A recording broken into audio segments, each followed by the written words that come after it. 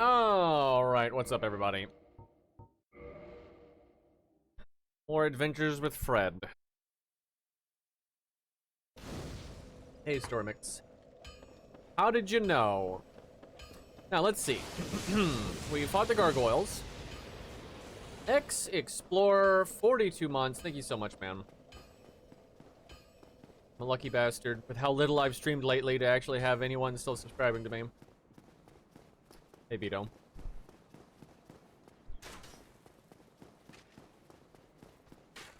Did you, like, notice the stream title changing? I'm trying to play like it's Night Rain, like with the momentum and everything, and that is not how to play this game. Excuse me.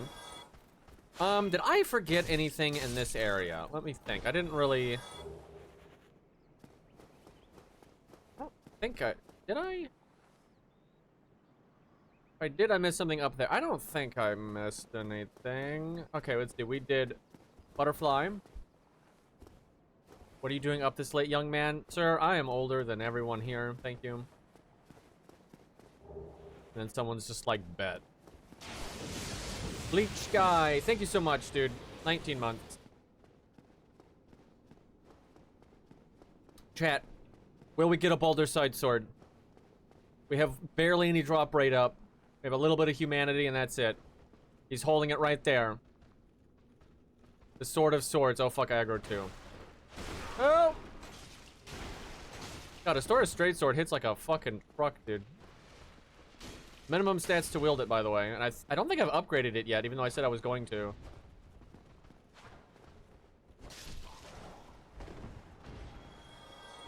It's so weird having the enemies flask and then they're not at full health. I'm so used to, like, PvP stuff, where when people flask, they're getting back to full, like, one way or another. They're not coming back, like, at half health like that. Oops. Man, strafing is so broken in Dark Souls 1. Like, the enemies just cannot handle it. I should have killed extra enemies here and gotten an extra humanity.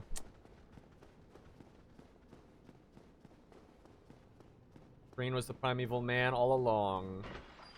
Got the Dark Soul, boys. You know what? Stray Demon time. Though, let me upgrade my weapon, because I'm convinced. Zert, thank you so much, dude. Like, thank you. What was I saying? Hello. Oh, right. This is just gonna be like the Astora straight sword, like proving this thing is good. Like, this thing's a beast, and it lets you level up whatever the fuck stats you want. And it does plenty of damage. Everyone's like, oh, it's a noob trap. This thing is not a noob trap. Now, you probably do want to level up a side weapon, because sometimes the enemies are strong to magic or whatever the fuck weapon damage this does. Like Seath or something, then you might want to switch.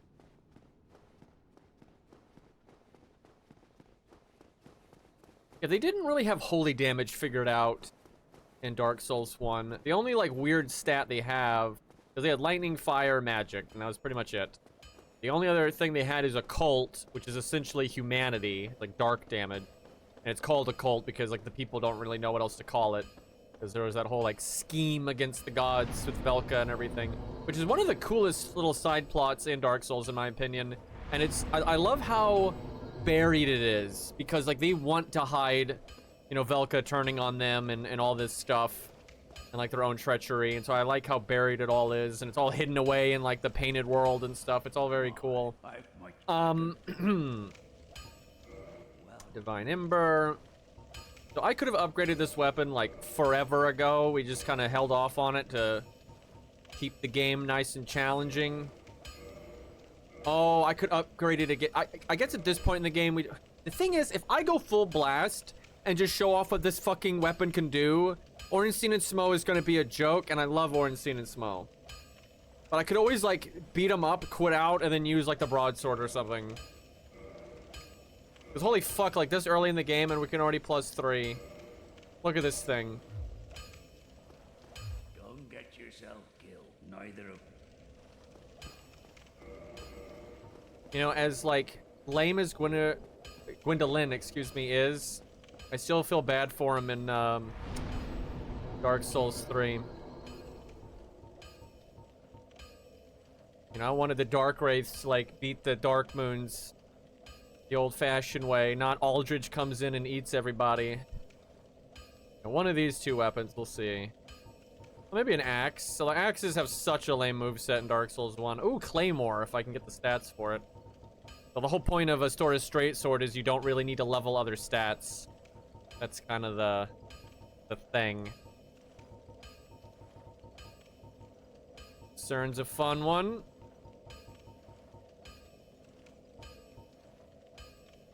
I love the Tower Kite shield. It just looks cool. Big fan.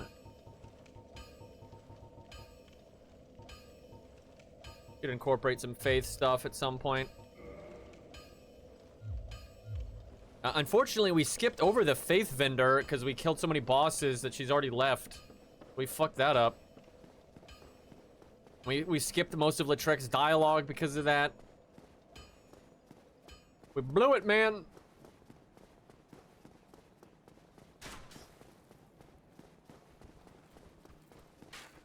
Alright, for my Dark Souls fans, what's your favorite faction? And it doesn't have to be Dark Souls 1, right?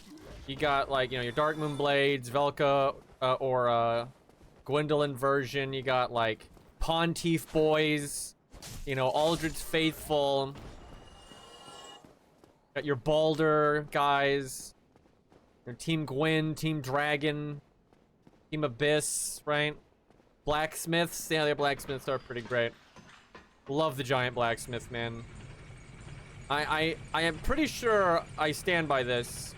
I think the most, like, emotional moment from the first time I played all of the games for the whole series was when I saw the dead blacksmith in Dark Souls 3. That was fucked up, man. Pro tip, this is easier if you're mid-rolling. I do think dragons are cool. They did nothing wrong. They're awesome. Oh, I need to do it a second time, actually. I gotta get the key.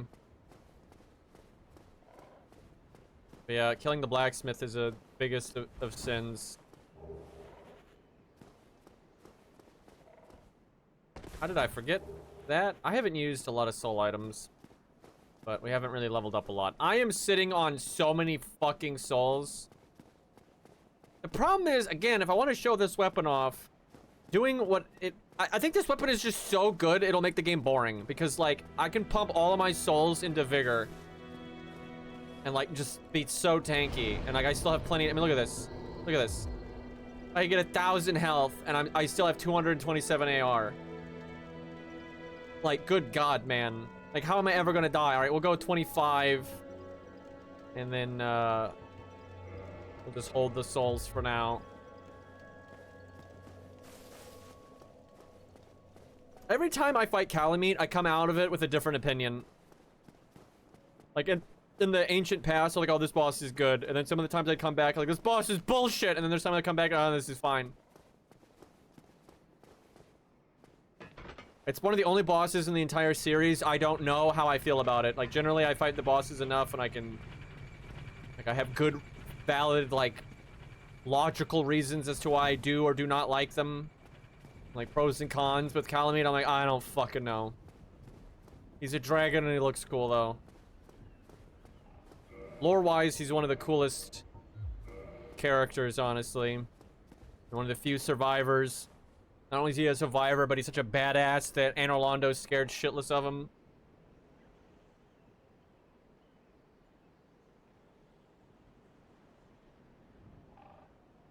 They made this so long, they want you to give up and be like, oh, this doesn't do anything. Hey, rabbit. I don't know why, but something about this, like, bird and all what's happening right now always makes me think of Demon Souls. I think it's the lighting and then, like, the bird in the 4-1 or 4-2 or whatever it is in Demon Souls.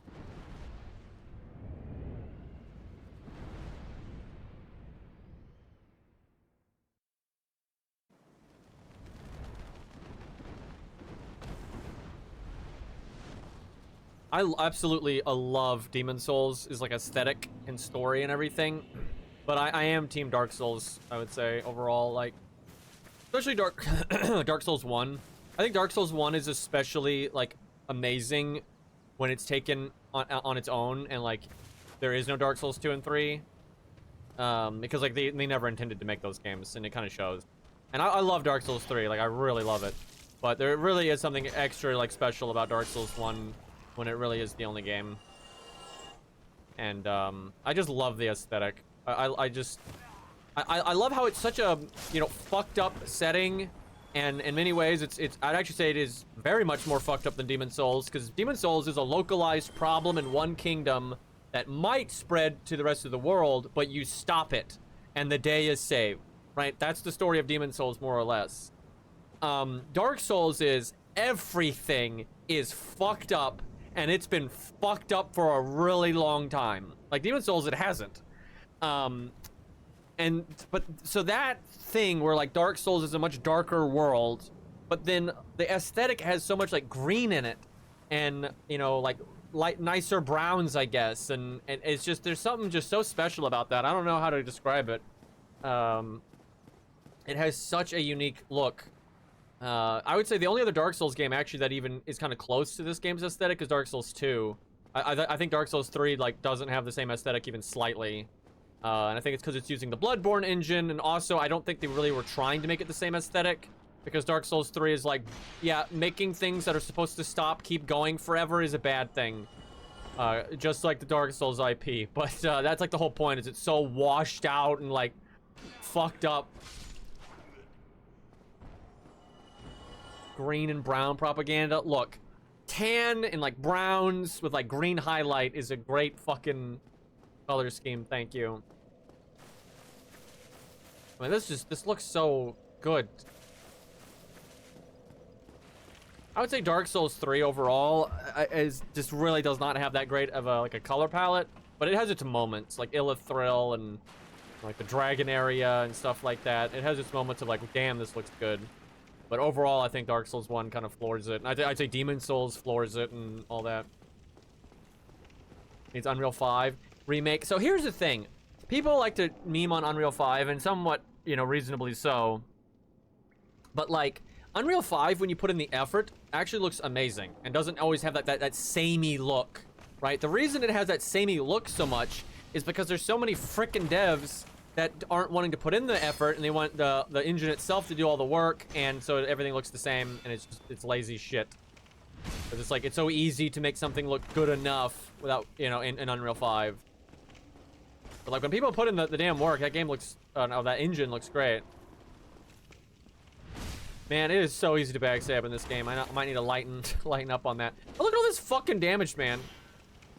Fucking this guy up. Where's my guard counter? Oh! Calling me out on that one. Did this thing parry? Yep.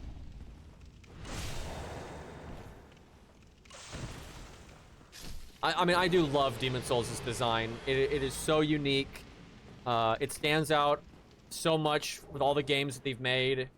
And I totally get like the special place that Demon Souls has, like, and I feel that way too. It wasn't the first game I played; it was the second game I played, but I still like totally get it. I love Demon Souls.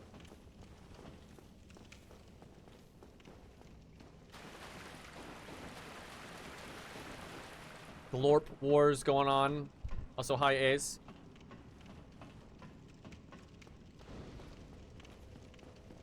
Also, shoutouts to every game in the series having a decent amount of health regen except for Dark Souls 1. The hell was that? What the fu- How are you coming all the way out here, my man? The fuck is this? I don't think I've ever seen that before. And he just did not give a crap about the bonfire. Oh yeah, I don't know why I'm thinking backstep is gonna give me iframes. Okay, he's kind of whooping my ass here. Surely he can't handle the corners. Not mean to do that leap attack. Okay, this is getting a little silly. Do it again. Don't you kick me. Stop shield bouncing. That's not even right. You don't shield bounce in PvP when it's a regular shield. Like, what is this nonsense? Oh, 349. Send this man back to hell. See you, Oscar. You're a cool guy.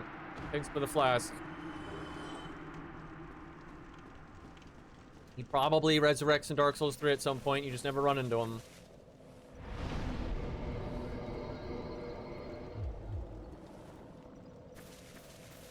I love Demon Souls. I wish it had a remake.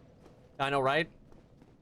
You know, you say that, but you know they just monkey paw it and you know somehow mess up all the art. Or surely they wouldn't just make the game look better. You know what makes me mad? So many remakes that I want them to go above and beyond and like take some creative liberties because like the original has some like real problems.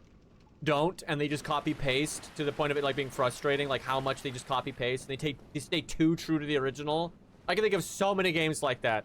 And then Demon Souls, I'm like, you know, holy fuck, stay true to the original, and they don't. And like, I like the 1, 2, 3. Thank you so much, dude. 87 months. This fucking hollow. Anyway, I'm dying. The one area I would have liked to have seen, you know, Demon Souls updated is the combat because it is like, oh. Boy, I've noticed it's a lot harder to heal in Dark Souls 1 than in Elden Ring. But anyway, the one area Demon Souls is just like really behind is the combat. It is so simplistic compared to the rest of the series. I would love it to be a bit more exciting. So something that really helps healing in Elden Ring is the fact that you can stay locked on and sprint directly backwards and keep your camera on the enemy. It's really handy, but you can't do that in this game. Also, parrying is way too easy in this game, and I need to stop using it. But I'm in a hallway, so fuck it. I should try fighting some Black Knights in future, though, with no crits.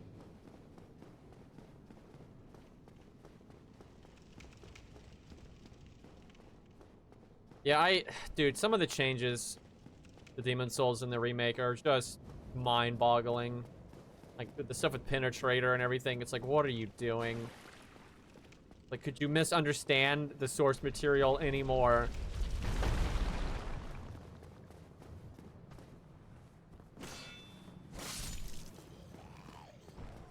Healing in Dark Souls 1 pisses me off. I don't mind it in PvP, but in PvE it is kind of annoying.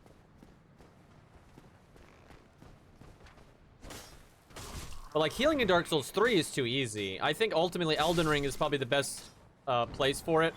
Where it's like heals are punishable, but it's not like an hour long. I would say Elden Ring is a little too forgiving, just a hair. It's just a hair too forgiving. Like I wouldn't make it way more punishing, but it's a little hard to punish people in PvP and stuff in Elden Ring. Hey, Marps.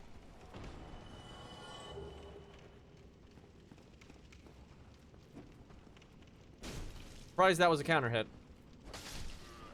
Pretty slow.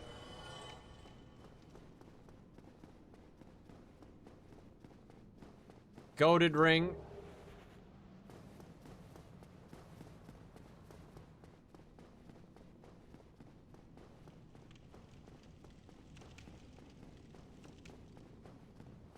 Probably take fall damage if I do that.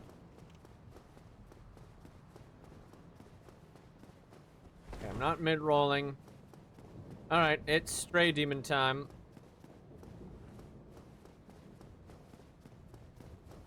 I'm gonna whoop his ass, chat. This is all about like running around back and forth, so I'll brass crest. Being a meta slave. And you believe it. That's so fucked up. The camera being that way.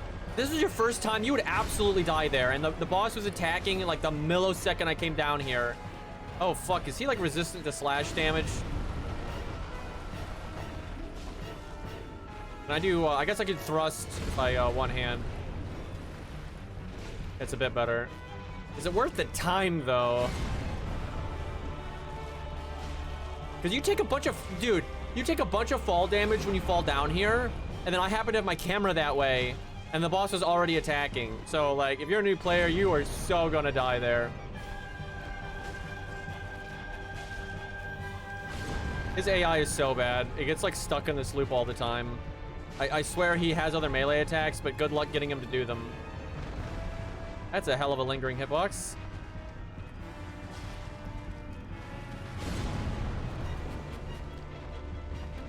Okay, that's 70 damage.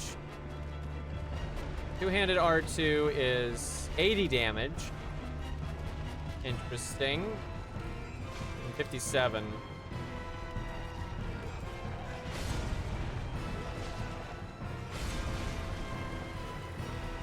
So, could this guy be added into Night Rain? And I would say absolutely.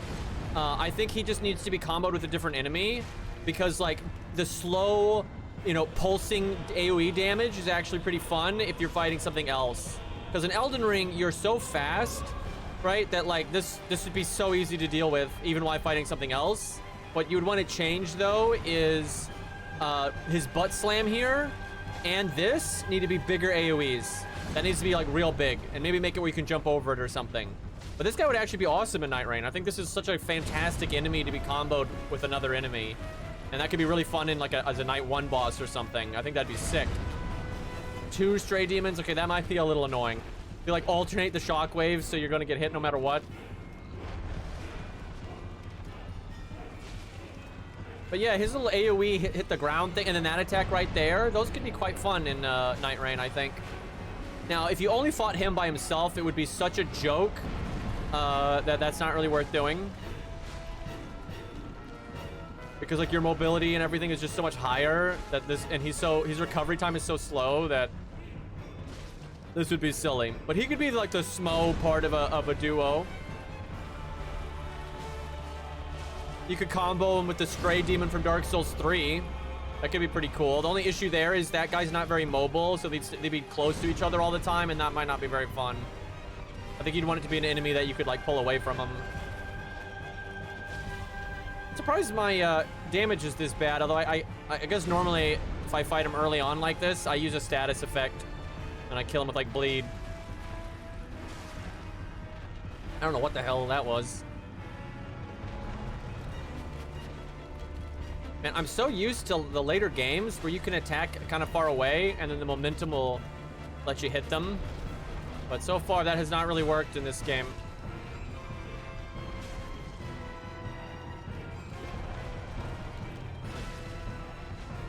Man, that second R2 whiff. Also, it is also strange, like, the boss never staggering. Like, I'm landing R2s and it doesn't matter at all.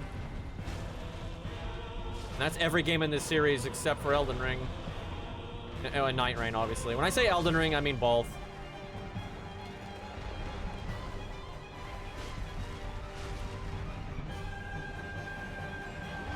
This is kind of a silly boss, though. Like, he really is designed to be working with a different boss, in my opinion. Because he's very much like Smo. You know, big attacks that require respect. But it's so slow, it's not hard to deal with.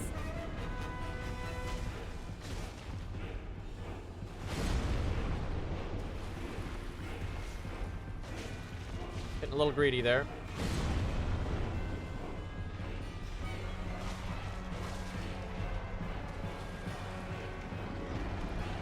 Now, what would not be fun is you fight Stray Demon like this, and then you're also fighting like an Elden Ring Rot Dragon. That would suck.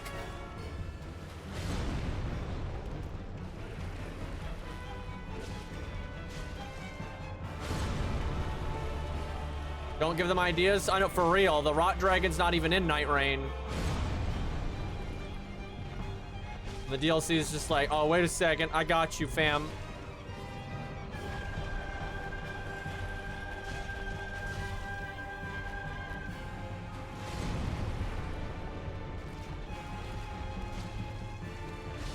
All right, I did it. I'm so good. What a hard boss. Victory achieved. We overcame great adversity. Oh yeah, he gives you a slab. Look at all those souls, man. Okay.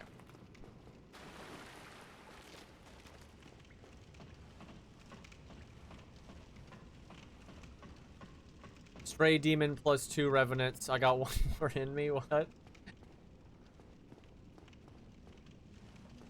Oh, Revenant.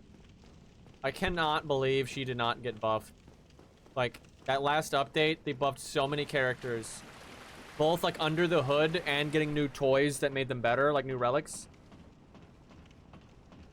Like, Duchess got so buffed.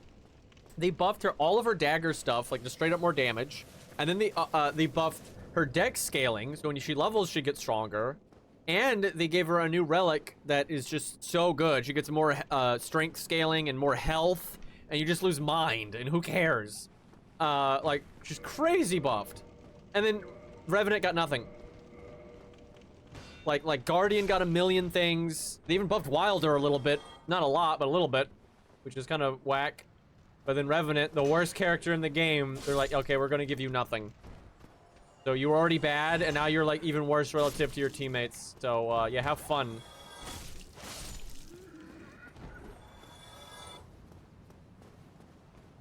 She does kind of need a rework, I would say. Honestly, I think Duchess needs a rework. She's like kind of good now, but she's just such a dumb character in like her skill has no like impact, like literal impact. It's just it's ethereal, right?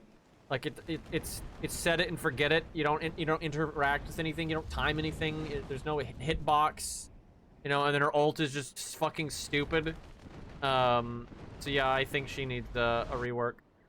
It's just her skill and ult are just not fun. She's completely saved. The whole reason Duchess is fun is because the new dagger moveset for her is extremely fun. It's like the most fun dagger moveset they've ever made. And then because her roll or dash has such short recovery frames, you can get into your dagger, you know, moveset very quickly, like faster than normal, and that combination is just very fun, right? But if it wasn't for that, if she had more like vanilla gameplay like Wilder, she would be such a lame character.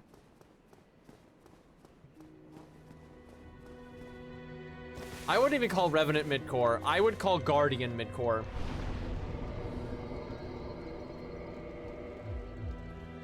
And maybe even Raider nowadays, although Raider's kind of on the shit side too, unfortunately. Like the depth mode is just not kind to him. But yeah, I would say Revenant in the depth mode is very much bad. And then like Burb is definitely mid-core. Like he's not amazing. There's not a lot of reason to play him. But if you try hard enough, know what you're doing, you can still be impactful. And he does have some unique stuff.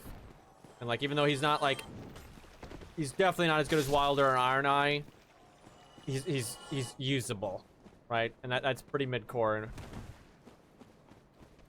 then Duchess, I think, is a little above mid-core now. You know, she's got some problems and some like kind of stupidity in her design, but the main issue is like her dagger attacks, or if she switches to like some other dex weapon or quality weapon, you know, good damage. You can sneak it in where other characters can't because of her quick recovery time, and that adds up, and that's good. But having an ult that has no hit stun or stagger or damage or that's not good. In depth mode with how difficult things are, having such a ult is a big fucking negative. But also having such a good like weaving attack setup and all that she's got is very good. So it comes out in her favor. Just not, she's no Iron Eye.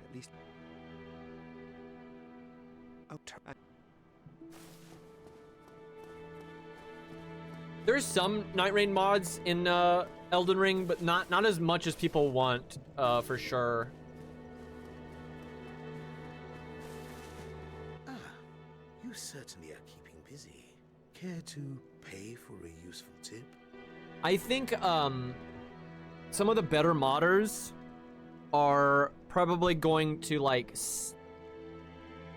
not just give out some of the more like high effort mods that involve Night Rain stuff like on their own, and they're gonna make like, you know, a bigger project and it's gonna be worked into that. Because if you look at like Convergence and the mods like that have a lot more effort put into them, that's where you see a lot of the bigger stuff like that, more ambitious stuff like that. So, what I want is the movesets, because like Duchess's dagger is just so much fun. And then Wilder's grapple hook and all that is also just the best, so... Also, like, God, there's just so many things about Night Rain that are better than Elden Ring. Like, look, I love Torrent as, like, a character, but in terms of gameplay, I hate him. It is so tedious. I hate having to get on and off of him non-stop. Don't you maddie me. Look, you know, I like the character, but he's ass. It's so obnoxious, like, all these, like, weird terrains you have to traverse, and then, like, you'll get off Torrent and you jump backwards a million feet and fall off. And then when you go to turn around, he's a fucking moron, and like, it's terrible, right? And then, like, you'll fight a boss like a dragon or some of their breath attacks, you basically have to be on Torrent, but then you can't dodge. So when the dragon is just doing some stupid ass tail swipe or whatever the fuck, you can't dodge it unless you, like, get off the horse, dodge, get back on the horse. Like, that's not fun. That's terrible gameplay. Meanwhile, in Night Rain, you just click the super sprint button. Right, look, tell me I'm wrong. All you people getting maddie and stuff, tell me I'm fucking wrong. Those of you that have actually played Elden Ring and have played Night Rain, tell me it doesn't just feel fucking amazing to be able to super sprint to get out of the fucking breath attacks. Shut the fuck up, Ace.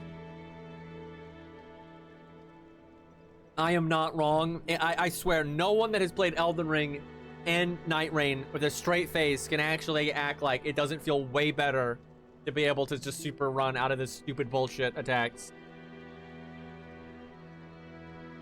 Like, oh my god. A wise choice indeed. I love Latrick. Maiden Thurland and her followers recently arrived in this land, but she became stranded deep below the catacombs. Her followers either fled or were reduced to hollows, leaving Maiden Thurland all alone. Not a bad tip, huh? A Nubar cleric would be replete with humanity. That tip I gave you? I heard it from a fleeing old man. That poor bastard. All his robes and trinkets won't help him now.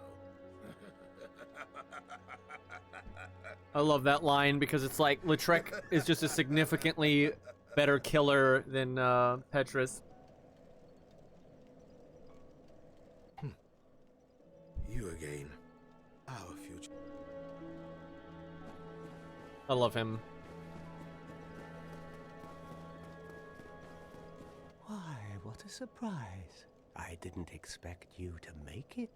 Oh, somebody rang the bell. Wait, was it you? You never give up, do you? I don't know how you do it. Well, don't stop now. Only one more. But it's going to be suicide.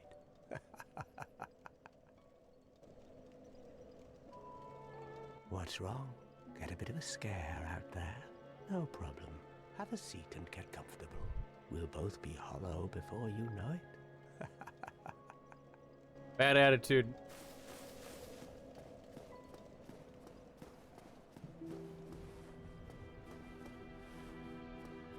Yeah, I know. The Firelink bonfire in the grand scheme of things doesn't matter. It matters a lot in the early game, but later on in the game, it doesn't really matter. Oh, hello there. Have you spoken with Sir Lautrec? Splendid. In the depths of the catacombs, Milady slipped off the giant's coffin and into a hole. Her two companions are no longer human, and the lass weeps in solitude. Right now, you could do as you please with her. The poor little purebred is entirely helpless.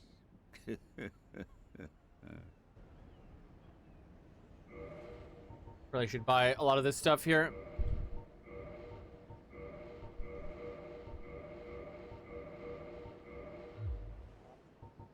Come again. The effectiveness of the teachings depend upon your faith. Sus, yep.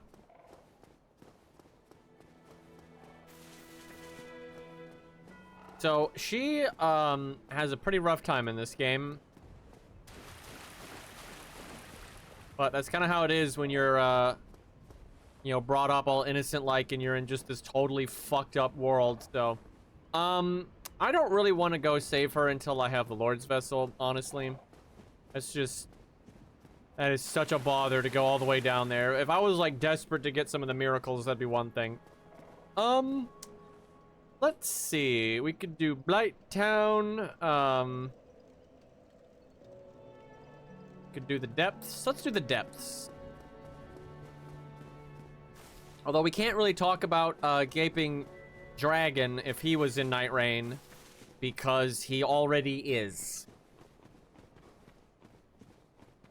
But we can look at the differences.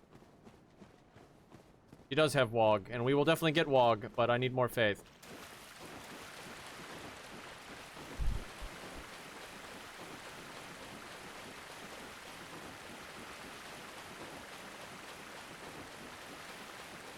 That's a hell of a run. Gaping Dragon is pretty cool, but his moveset does leave quite a bit to be desired. But interesting design and music and all that.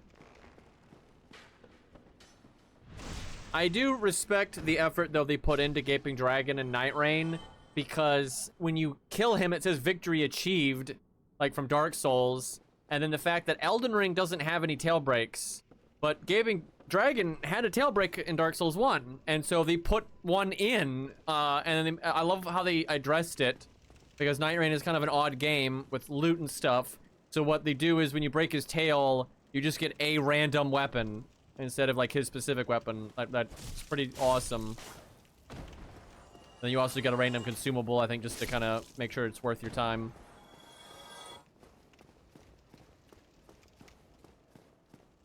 I will say, though, now, people are going to mad at me, so let me finish.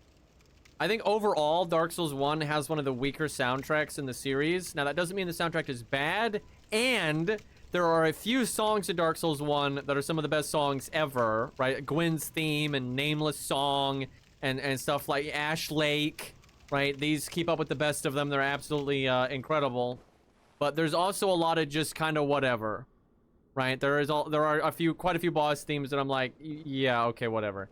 Again, I don't think the soundtrack is bad. There really aren't any songs where I'm like, man, this song sucks. There's none of that. And again, Gwyn's theme is one of the best songs like ever made. Nameless Song is incredible, right? Like, there's plenty of good here. Artorias' theme is fucking fantastic because it's like so tailored to the like doom and gloom and everything. It's so well made, like absolutely incredible. Yeah, Calamite is a significantly harder fight if you're trying to get the tail break. You have to, like, bait a very specific attack or two of his that are honestly kind of hard to get him to do. And, yeah, it's not really fun. Really cool weapon, though.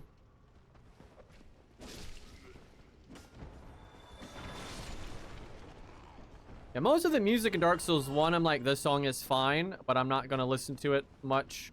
Like, just to listen to it. For a lot of the other games, there's a lot of songs I would listen to, like, just on my own time. Now, again, like, Nameless Song, like, hell yeah, I'll listen to that. Gwyn's theme, etc., etc. But, like, there's so many songs in, like, Dark Souls 3 that I would listen to anytime. And, like, Bloodborne.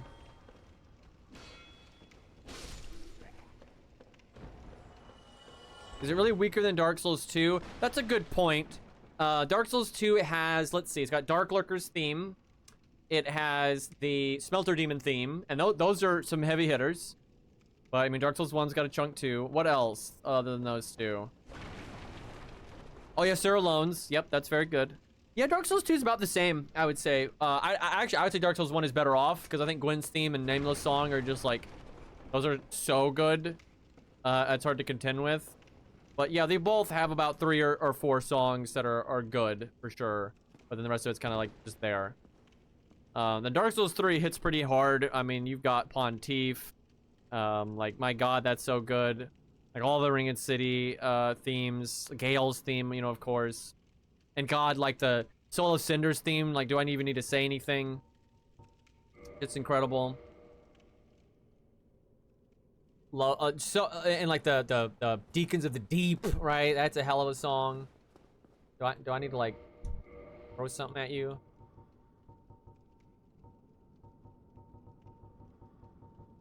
Oh, here we go. Well, you picked the wrong spot to land there.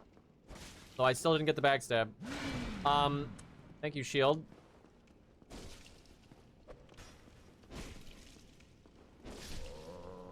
Wrecked. Oh, yeah, Demon Prince, yep. Twin Princes, like, holy crap, that song is good.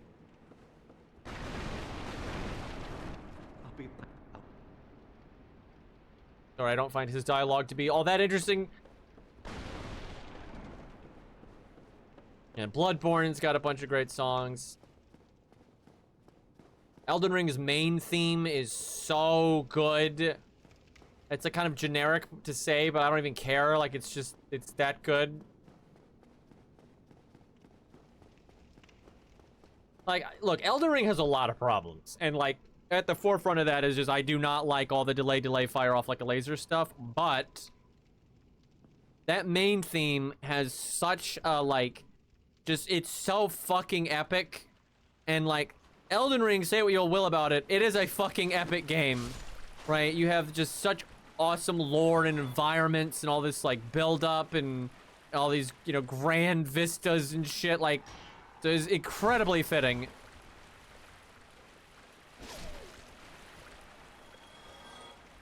Oh man, Dark Souls 3's title theme is really good. That's a really sick one. Fits the game perfectly. Most of their title screens, I would say, fit the game really well. Okay, this is what I hate. Like, look how many times he's, like, just attacked and then free iframe dodge out of my, like, as fast as fuck a counter attack. Jesus. Oh yeah, Godskin's good song for sure. But chat, let's not get this twisted. Like, I will fight anyone on this. All these great soundtracks in the Souls games, right? We just listed so many incredible songs. Does not hold a candle to fucking Armored Core. Like, and I don't say that lightly, because, like, Gwyn's theme and all that is so good, but Armored Core is just the best fucking music of all time. And there's so much of it. I mean, there's, like, every song is a goddamn banger. Like, Armored Core 4 and 4 Answer, every single song on the soundtrack is just gold. Right? Like, just so fucking good. Like, Frequency makes the best shit ever. And I kind of hate that they don't use them for the Souls games. Because they don't just do, like, that more, like, unique sound that Armored Core has. You know, they've done soundtracks to, like, Lost Kingdoms and all that kind of stuff. Like, they know how to do other vibes. Bro! Dogs, dude. And then he hit stuns me the perfect amount of time to guarantee I get hit by the other one. What is this, like, teamwork going on right now? Okay. He could have I-framed me there, like, with RNG. Thankfully, he didn't.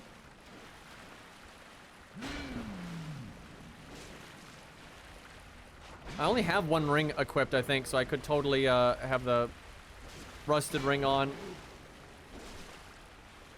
If this was Elden Ring, that attack's tracking would be so much greater.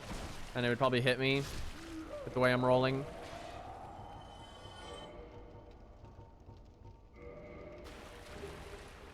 The sack. I love Fall. Dude, I can't even list all the songs I love for Armored Core. It's just track after track after track. I can think of like 100 songs that are incredible. The entirety of Disc 3. Everything on 4 Answer and 4's soundtrack. I mean, lots of 3's soundtrack. The fucking 9-ball.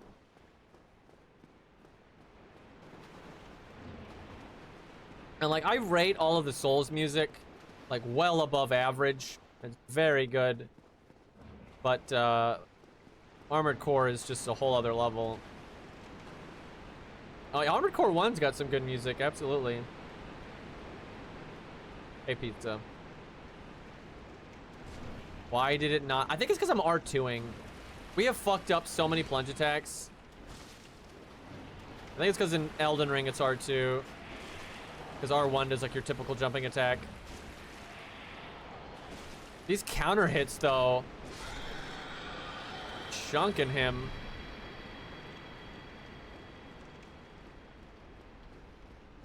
Yeah, I'm hoping we'll get more. And the feedback has overwhelmingly been that everyone wants more typical Armored Core music. I think they played it a little safe.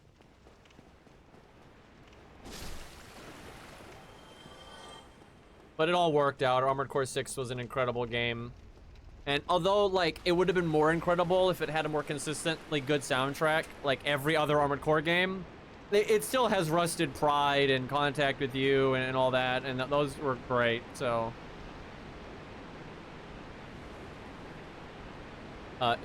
Let's not forget that Contact with You is Volateus' theme.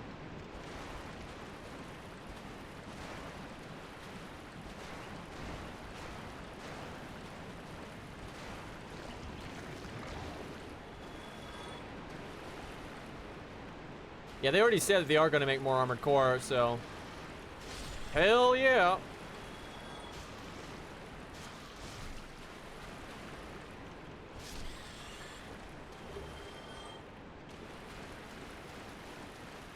Now, normally you can't really kill these guys with a typical melee weapon, and you need to use like fire bombs or something. But Restora's Straight Sword's got your back. Look how good this fucking weapon is.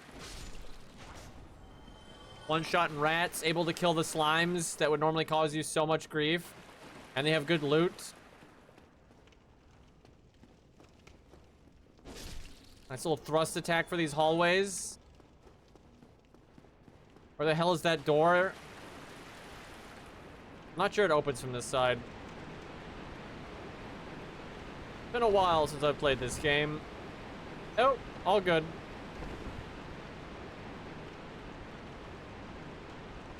Armored Core 6-9. Armored Core 666, please. They always do something cute with the follow-up game names like that. Although maybe they won't do that now, which honestly would be lame. Speaking of lame, Fate Strange Fake, the anime blew the shot of doing like a Bakano / Durarara style opening, which in every anime that writer's stuff has like been made into has always had an opening like that. And also that style of opening works incredibly well with a Fate series, because you can have like Archer and Lancer and all that come up. Like they totally fucked that up.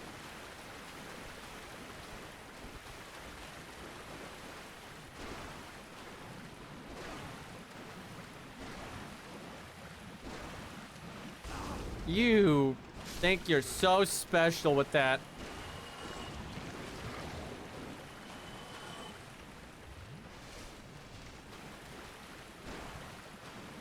The sword might be incredibly practical for dealing with such an annoying enemy like this. However, it doesn't really change the fact that this enemy is not particularly fun to fight.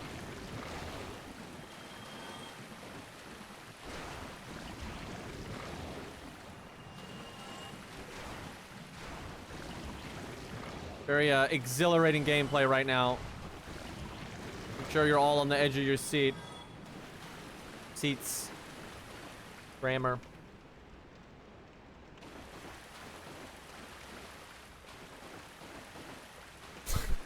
Oh, that Pino emote.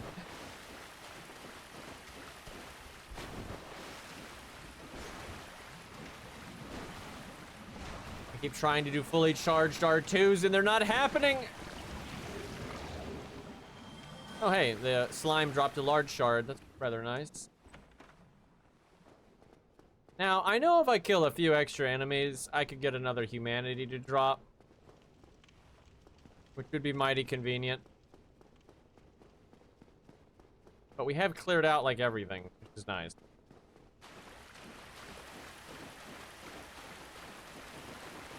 I haven't watched an anime in forever. I'm so picky, and seasonal anime is not it.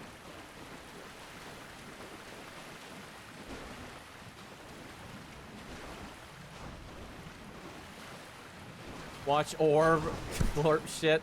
People keep telling me that. Something about it, by like the art style of it, I know it just makes me think I'm gonna be bored, but that's based on like fucking nothing, and I probably wouldn't be, but when I look at like pictures of it, I'm not like motivated to be like, oh man, I want to see that. And you know, maybe after I watch it, I'm like, motherfucker, that was great, and that definitely can happen, but I'm just saying. JoJo Watch Party. I really should do stuff like that where we just watch stuff on Discord. I'm terrible. I don't even know why I don't. I think it's the logistics of it that I don't want to deal with. I know absolutely nothing about JoJo, by the way.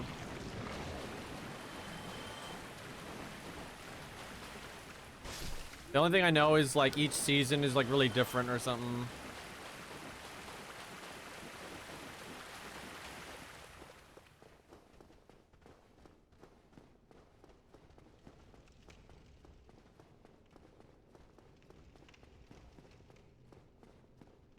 It's not just anime though. I'm picky about everything. I don't like garbage. And I think there's a lot of garbage. Like most games are bad. Most movies are bad. Most shows are bad. Especially these days. Writing is like such a dead art. I can't stand bad writing. All the cart before the horse nonsense. And all the kids today don't even know what that fucking saying means.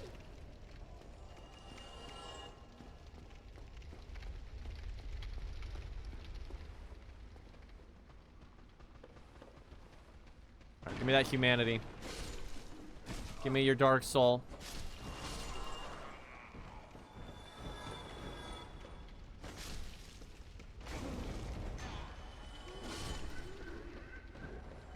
Damn, I didn't get it. It's probably just like a few more kills here.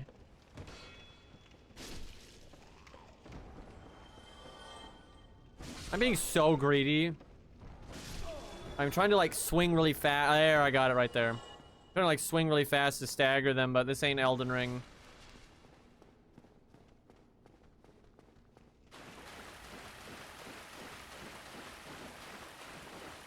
Willing to fight the trash slimes of the sewers. Look, I'm killing them, right? I'm killing the trash. And now some fucking, like, slime fan in chat's gonna be like, you motherfucker.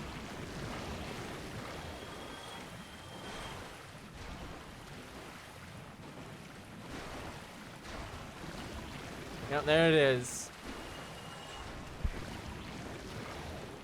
Look, it can't be you, Pizza. It can be literally anyone in chat but you.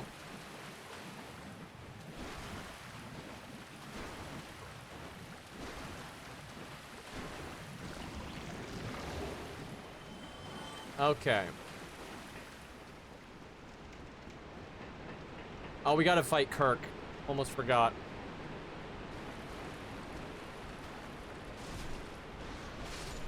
So I think the implication as to why rats can drop humanity is not that they're humans, it's that they scavenge corpses and the like and come across the dock.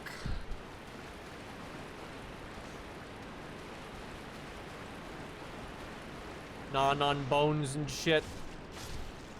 Get a little humanity in them.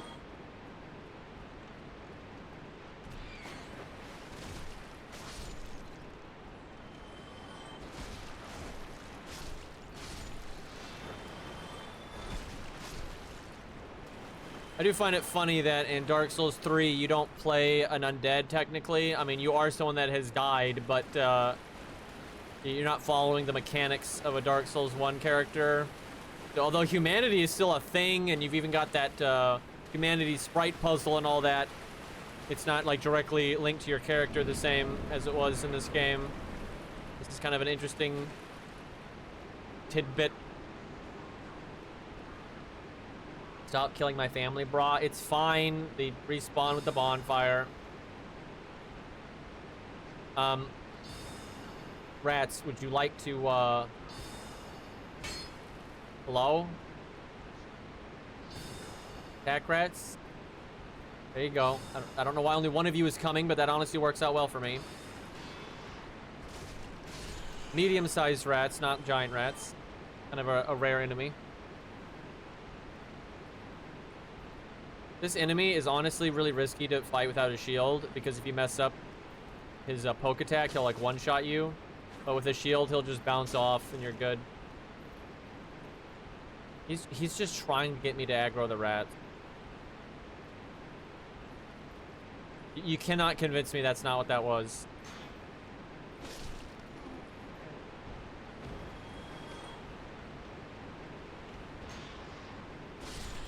Nice recovery frames, bro. Anyone want to drop a humanity? If you run in there blindly, it is very easy to die in that part, honestly. Because the rats get buffed by the Chandler and stuff, so you can just get chunked.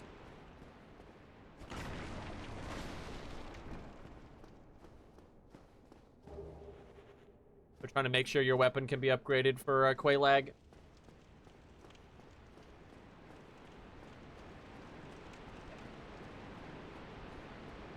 The rat summon actually is pretty awesome in Elden Ring, because yeah, it costs 0 FP. And there's all these like mini encounters throughout Elden Ring where the game will allow you to summon a spirit ash. And so if you want to, you can just summon them with absolutely no drawback at all. And the more you upgrade the rats, the more rats you summon. And I think when you get it to plus 10, you get like an extra giant rat or something like that. It's actually a pretty big upgrade. They're not very good for bosses, though. I haven't actually used them for really bosses, but I just know the game well enough to know that like one AoE attack from the boss, and that's that. I'm so mixed. Does anyone else feel this way about Elden Ring? The spirit summons are so much fun. They're unbelievably fun. Like having a buddy, and then like they have all these different AIs and attack patterns and stuff, and you can kind of find what you like. And you know, people stick to the same boring ones, but there's actually so many reasons to use like Olka and shit like that. It's awesome. But the game is not that well balanced for them. Like a couple of encounters are, but like so many fights are just so much easier with them. And like if you're having a hard time with the game, then that's fine, and like summoning them might make it a good experience for you, and that's great, right? But you know, for someone like me, a lot of the times it's gonna be very unsatisfying, right? And that sucks, because I want to be able to use my spirit summons just like I use my Ash of War, or I use my shield, or my sword, or whatever. And it's just a part of the game, and it is technically, it really is that way. But like it's too strong, right? I want it to be like that, and then I can also like still have a good like challenging experience. Now, mind you, with Elden Ring in particular, especially when I'm like making a PvP character, I don't want to deal with Elden Ring shit. I don't want to deal with all the delay, fire off like a laser bullshit, arbitrary nonsense, all the memorization, Simon Says crap. I don't want to deal with any of that. And so I'm just like, fuck you, I'm gonna, you know, summon Spirit Ashes every fight and just bulldoze this crap. So believe me, I'm happy to have that option. But like, when I play Tarnished Edition, I will have not played Elden Ring in a very long time. And, you know, I feel like if I summon, I'm gonna be like robbing myself, right? And that sucks. So maybe what we do is like, we summon sometimes for some of the open world encounters and like some of the repeat bosses, right? But maybe not for a lot of the landmark stuff. That seems like kind of a fair way to go about it. Yeah, it's kind of the same problem with Night Rain, where it's like you either balance a boss for solo or you balance it for a team. There's really no in between there. And you can kind of tell that Elden Ring was kind of on the fence. You know, they'd make fights like where you fight two bosses and stuff, where yeah, it's going to be a lot more reasonable with the Spirit Ash, but like the whole challenge of it, of like why those two enemies are annoying together, will be lost. And it can be very fun to come up with a creative way on like how to approach some of those encounters on your own. So my friend Tusk pretty much always uses, I mean, he made a bunch of different characters, but his main character, like he would PvP with, would always have this chest piece. And a lot of times he'd use the like samurai helmet. I forget the name of it. Aye, Shemai, and good day to you. I'm Donald of Xena. I'm just a peddler of sorts. Cairo, yeah, I know what Cairo did. So I trade for them. And like you could make some like side dungeons that are, why didn't they, they should have done this. I think this is such a mistake. There should have been side dungeons that were like designated for the Spirit Ashes. Like like they're just completely balanced with your Spirit Ash in mind. Either that or you just balance the whole game with them in mind. But see, that's the problem. That's the problem. This is why this is an argument, and this is why there is some legitimacy to the people that are like, you didn't really beat Elden Ring. But it's because the whole purpose of Spirit Summons is to make the game easier. It is. That is what they are, right? Like, they don't want the game to remain as challenging if you use Spirit Summons. That is the whole fucking point, right? It's like an organic way to do easy mode. That is what they are, like, through and through. Because if the game was just as hard as the past games with the Spirit Summons, then what was the point of adding them? Now, the answer is to play Pokemon with cool ghost guys, but, you know, that's not what they're looking for. And, like, it's not necessarily to skip the gameplay, it's more like to just make the game a good bit easier. That, I think, it really is what it boils down to. You can only buy 3 of these. Thank you. But I have this. But yeah, multiplayer exclusive bosses is not a bad idea. I think the best content they've ever made for, like, fence sitting with this kind of concept is the Night Lords. Not necessarily just Night Rain bosses, but, like, the Night Lords in particular are done very well, where they function in solo, but their attacks have a lot of, like, AoE elements to them that won't really matter in solo, but if you're in team play, that you'll still frequently have to, like, dodge stuff even if you don't have aggro. That's what makes it, like, work a lot better. And you've got, like, Libra, who will spawn a magic circle under every single player, right? Same problem if you're solo, you're still gonna have to dodge it, but you're also still gonna have to dodge it if your friend has aggro and you're just hanging out. So that was done very well, but you have to design that and like that way initially. Yeah, it's true. A lot of RPGs where, like, if you take advantage of the weakness stuff, like Tales of games, the old ones and the new ones, if you always take advantage of the enemy's weakness, it's a joke, right? Like, it's really, really easy. And there's been a lot of games like that. So yeah, it is kind of similar to that, I would say. And look, I'm not trying to be an elitist. I think people should play the games however they want. You may not want to play Elden Ring for the challenge. But it is true that if you really, like, use Spirit Summons a lot, and especially the strong Spirit Summons, you're not going to understand the enemy movesets as well, right? You're not going to master a lot of that stuff. And so you're truly not getting the same experience as most people, right? Now, don't get me wrong. That can happen even if you don't use Spirit Summons, because a lot of people over-level, right? Or they look up bullshit online and find some broken spell that makes the game a lot easier, right? Potentially easier than any Spirit Summon does, right? So it's not like that's universal to Spirit Summons. And also, you might stay at low level or have horrible equipment and shit like that and use a Spirit Summon, but it's not a meta Spirit Summon, and then you're still going to have to, like, learn everything, right? So this is a generality I'm making here.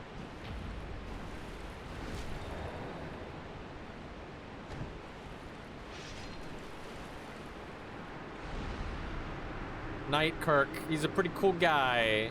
Interesting lore. Got that spike shield. You can actually get his sword there.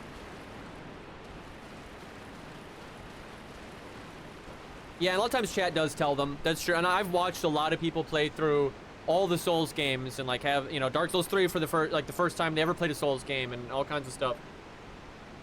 And overwhelmingly, the chats run the game for them. I mean, it's insane how much they'll backseat.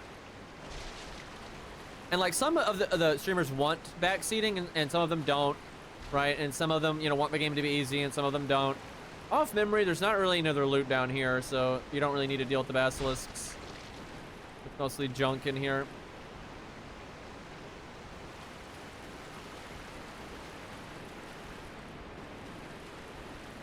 Did Kirk just backstep that last swing? Yeah, I'm pretty sure he did.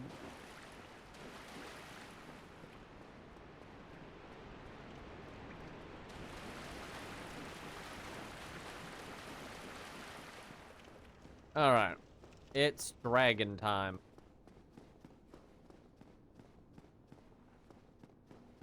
There's a comp bow in here somewhere, and I always forget where. Actually, a pretty good bow. This is a really cool arena, honestly. I really like it.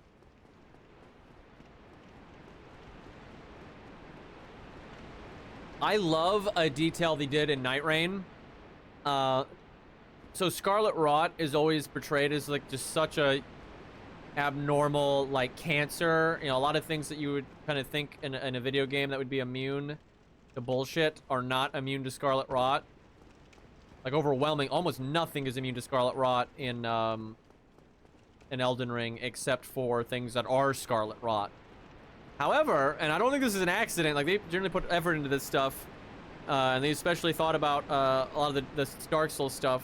Gaping Dragon is immune to Scarlet Rot. He's one of the only regular type like enemies that's not already a Scarlet Rot enemy that is just completely immune to it. And it's because all these other motherfuckers, you know, are just borrowing, you know, the dank, if you will. This motherfucker's living in this shit. He was born in this shit. Like, if you read his lore and you just look at what's going on, he is just gobbling down all this, like, sewer shit nonstop for, like, millennia. Like, ain't no Scarlet Rot gonna phase him. Yeah, he is the dank. So, yeah, I like that, I like that. And, got our boy Solaire here. Lautrec's in here, too, somewhere. He's harder to find. They put him in a weird spot. I think the comp bow is in a different part of the level. You come out on one of these like ledges, but it's not. Where the fuck is? I know Lautrec is in like a really weird spot. They want you to like not find it. It's like a hidden thing, I guess, or if you're stuck. I don't remember where he is though. But yeah, he's in here somewhere.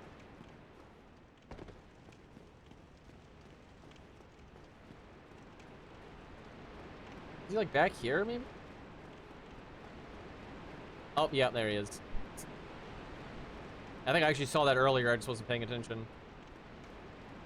Okay, let me get some water. I'm thirsty, chat.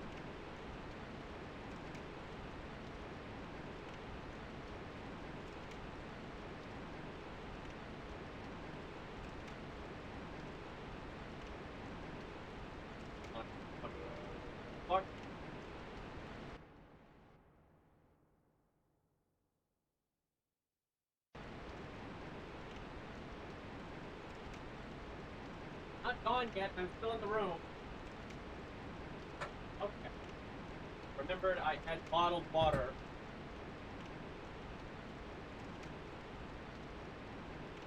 Not actually leaving chat, there's bottled water in.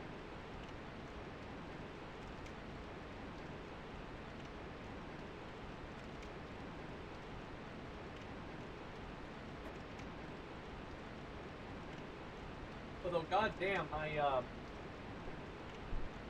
just drank so much of that. Jesus. How late is it for you guys? 12:12. So is Gaping Dragon an actual Dark Souls dragon or dragon-like? He is a dragon, but he is not one of the original everlasting dragons. Now the theory is, and I think there's so much to back this up, this is maybe not the absolute truth, but it's close to it. It seems like once fire was invented, right? Like once fire was found and life, you know, the life soul was found, you know, there started to be dragons that weren't the stone dragons, but they were alongside the stone dragons, right? And Seath might be one of those. Now he also might have just been some freak bitch that was, you know, has been around the whole time, just like the stone dragons. And he just didn't have stone scales because he's a bitch.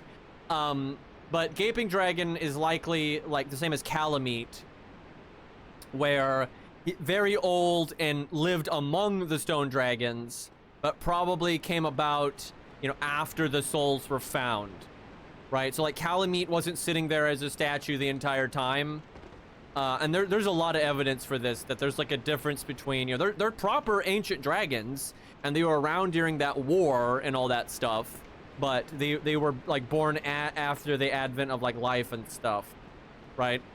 And Gaping Dragon seems to be one of those, right? And Gaping Dragon, from what I remember, is born probably a little bit after that, right? Like Calamite seems to have been among the stone ones. Gaping Dragon was probably born a little bit after that. But he is in, like, very implied that Gaping Dragon is in the direct line of ascension or whatever of the ancient dragon.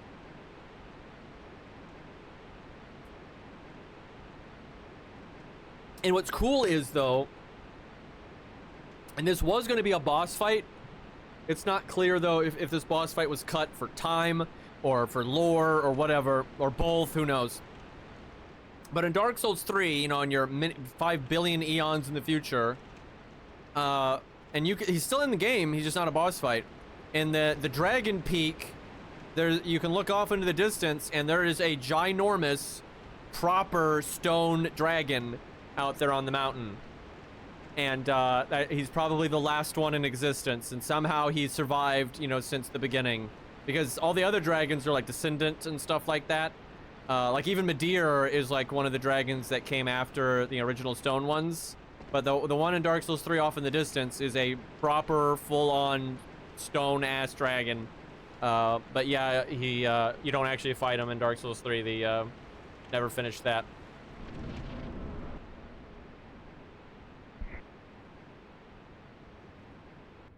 One of my favorite, you can see his full model. I think like Zuli the Witch and some other people have like made videos showing off.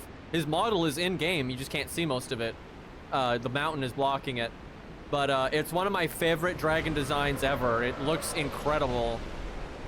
Because it's like, it's very normal looking, but it's not like boring, right? It's very, I don't know, meaty.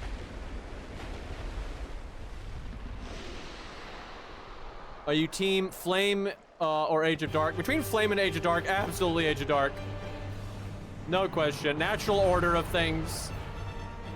Let's go humanity. However, if you take all of it, I would actually say I'm team Ancient Dragon.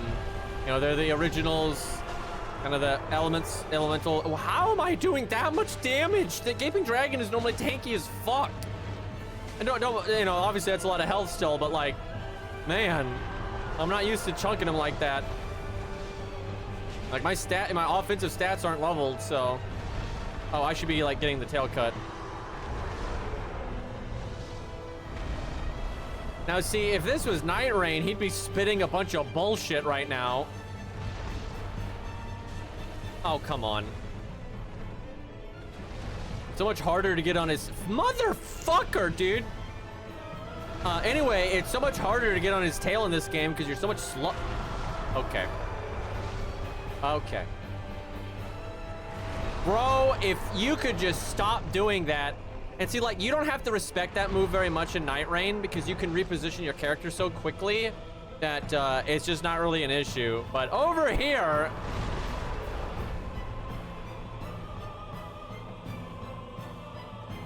I finally hit the tail.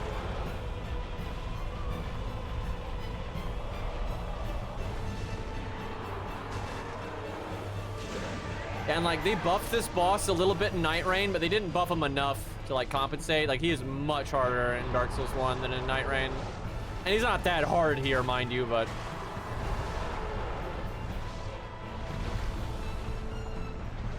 although I will say, him, like, the projectiles that he, like, fires off all over the place, they're kind of annoying in Night Rain because they just make you wait a lot. And I don't think waiting is very fun. And, like, also in Night Rain, that, like, puke attack he just did, like, it persists for quite a while. Where it does not in this game. Ouch.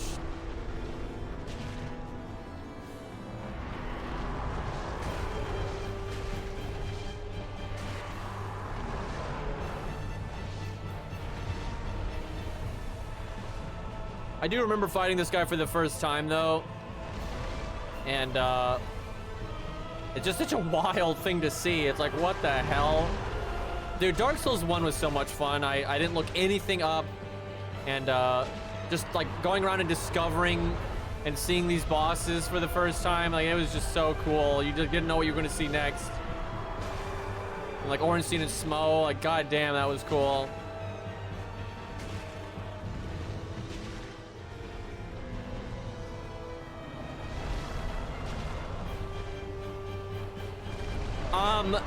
That happens in Night Rain, by the way. They did not fix that at all, where he just like grabs you out of nowhere. His lower magic defense, that explains some stuff. Okay? At least you can break out of this grab early if you mash the like shoulder buttons, which I am doing. Makes the camera get all fucked up and you get like vertigo though. My God. Jesus. But yeah, he does that in Night Rain too. That grab like just doesn't make any sense. So chat,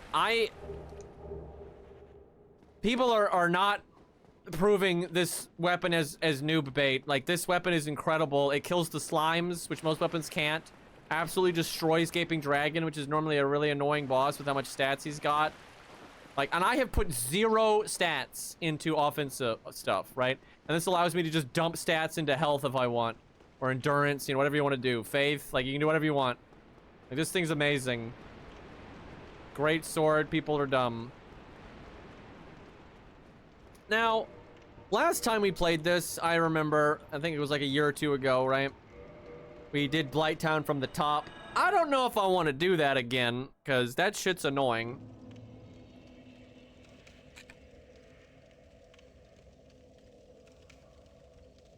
He found Golden Sumo. Do it again.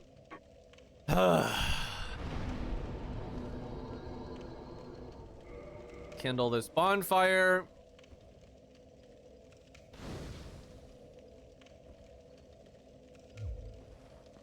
It's certainly an experience, I suppose.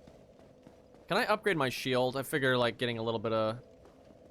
I don't normally play with shields much, but I'm kind of just in the mood for it. The thing is, I like shields, right? Like when shields are done well, like Fiona and Vandictus or something, I think shields are awesome and they're super cool and like counterattacking is cool, but the Souls games have historically had a really hard time making them either good or fun. You can't have both.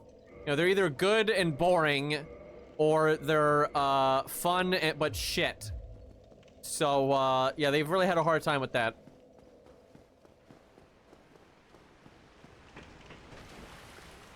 Guarding is the first time they're like trying to fix that, and they probably would have if they didn't make the damn input so annoying to do. I actually think Vandictus has probably done the best job with shield gameplay out of any game I can think of.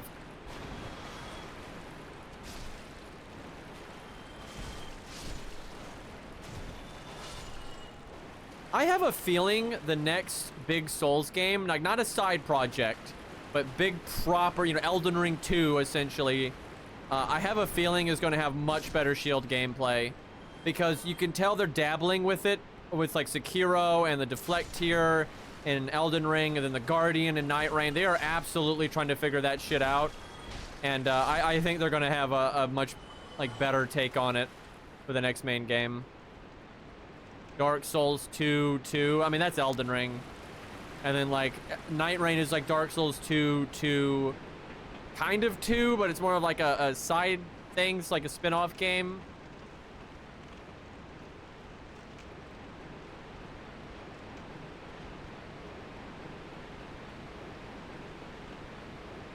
I think we will get Night Rain 2. Now, I don't think they're gonna make it for a while because they're gonna like, you know, want to do other things, and I think a game like Night Rain works better when there's other like new mainline games out. But I think there will be another one, and hopefully they go more Smash Brothers with it. Where there's like more stuff from past games in and stuff. Kingsfield 4, you know, it might happen because I mean they said they wanted to bring back more of their old IPs, and Kingsfield is one of the ones people are more interested in.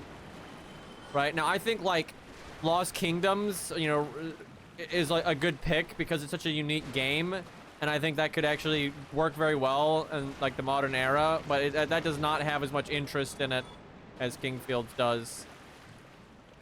And obviously they brought back Armored Core. They might do Metal Wolf Chaos too.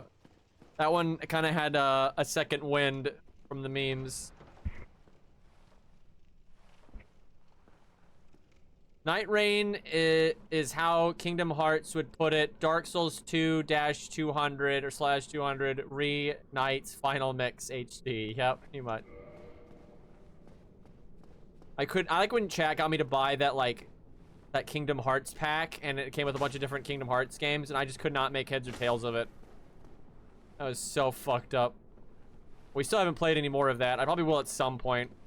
It wasn't like terrible, but like I hated the universe. These dumb kids saying dumb things with their stupid shoes. I have a friend that is like a huge Kingdom Hearts fan, and if they hear me talking that shit, they're gonna be mad. They're gonna wrath me. I feel like I'm forgetting something right now. Look at those iframes. Look at that easy as fuck backstab. You would never be able to get a backstab like that in Elden Ring. You'd have to have like dodged at a better angle. Like you have to do that essentially. Oh! Oh! Wow. Oh, no, there he goes. The long fall. Enchanted Arms. I looked that up once, but that was a while ago. What's the on-rail shooter one? That one actually looks kind of fun. Dude, Bleak Faith. We have got to play that game again, because it's been patched 10 trillion times. I don't... That game is so shit, but it's so intriguing. I don't know if I've ever been more intrigued by a game in my life. It was just so like, what is this? And there were certain aspects of it that were just randomly awesome. Murakumo. Yeah, I gotta check that one out. Ooh, dodged a little soon there. Thankfully, he didn't have any tracking because this game is actually trying to be reasonable.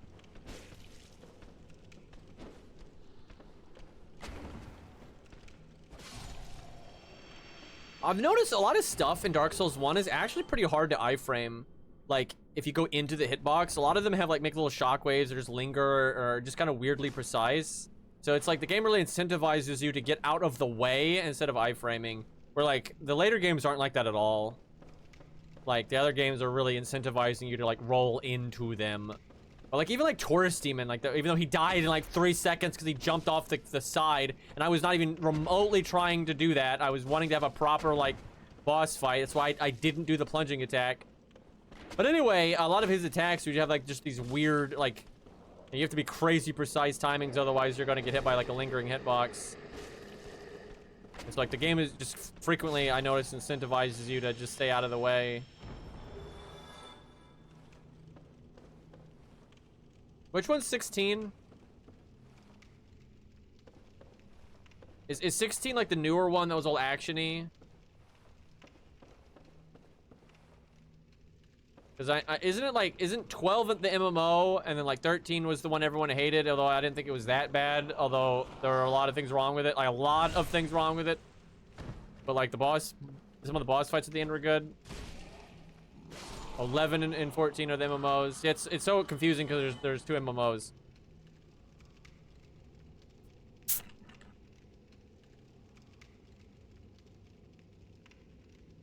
I thought there were just 2. I've heard 14 is actually a very good MMO. I just don't have time for that shit. It's not an MMO, it's a meme. I see.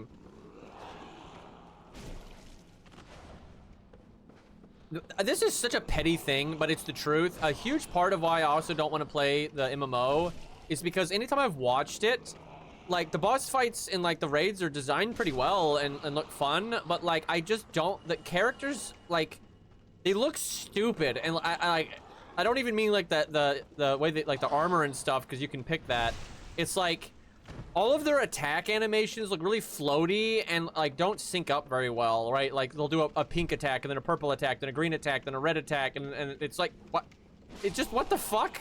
And like every single class is like that. Like everyone's like Taste the Rainbow, motherfucker, and it's just like there's no theme. You don't feel like, oh, this is an Ice Knight guy, or you know, like it's just all they all look the same because they're all just using like the same random bullshit colors all the time. But like, you know, I've heard it's a good game and there's a lot of like fun side activities you can do and stuff. Like that's cool. I'm sure one of these days I'll try it. MMOs are kind of hard to get into, so.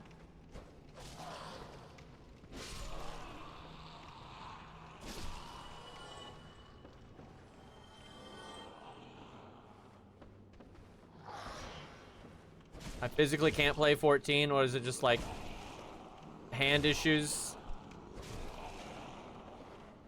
He almost lived. The game didn't render him anymore. Did he not? I think that fucked up. He didn't like die because I didn't get souls. I think the game like rendered him there. Have you seen anything on Ninja Gaiden 4? A little bit. Like, I don't want to watch it because I don't want spoilers, but I wanted to know like if it was any good.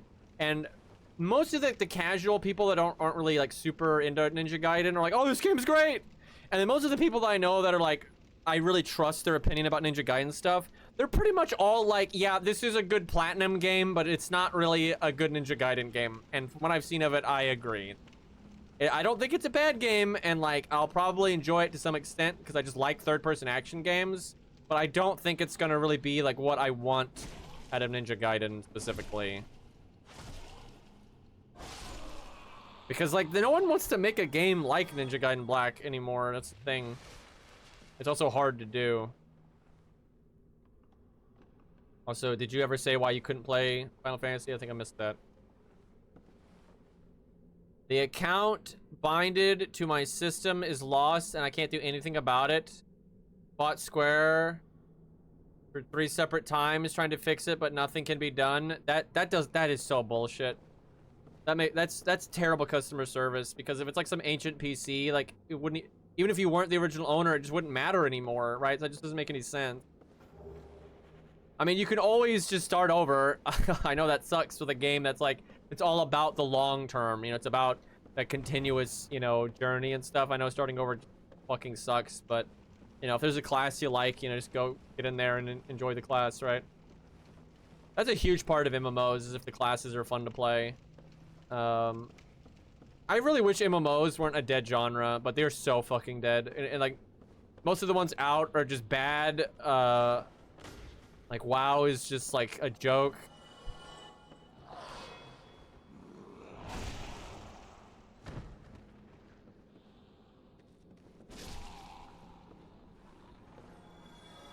Can I make this jump? I swear I'm gonna die here. Ugh. I'm never gonna use that. It's a katana.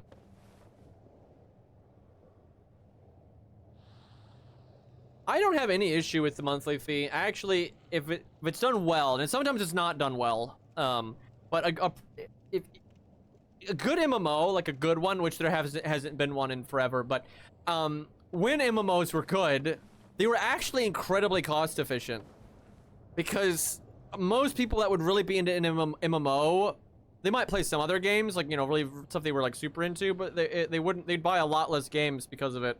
And for a lot of people, it actually saved them money because they didn't need to buy other video games. And the whole point is like $15 a month is like, you know, it's not that bad, especially when it's like, if it gets the game to be updated and updated and updated. Because like, I love Night Rain, but it's never going to get that kind of support, right? It's not going to keep getting new bosses and stuff like that. And so if you love a game and you really like what it's about, you know, you just want there to be more of it, and that's kind of the point. Now, what I just described doesn't really exist a lot. Most MMOs suck, and they're, you know, managed declines, and they're like FGO. They're trying to, you know, they're trying to do as little as possible. Even though they have all this money, they don't want to use it, right? They don't hire good. They try to be really lazy with the content and blah blah. You know, they're not putting your money to good use. So yeah, I would say most MMOs are just absolutely not worth it at all. But in concept, it's not really a problem.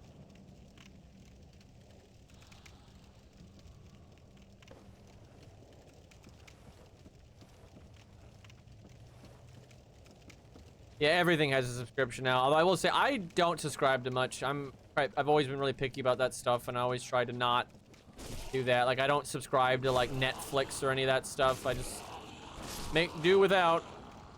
And you know, I'm pretty well off financially, but I kind of grew up that way, not doing stuff like that. It's kind of like ingrained in me.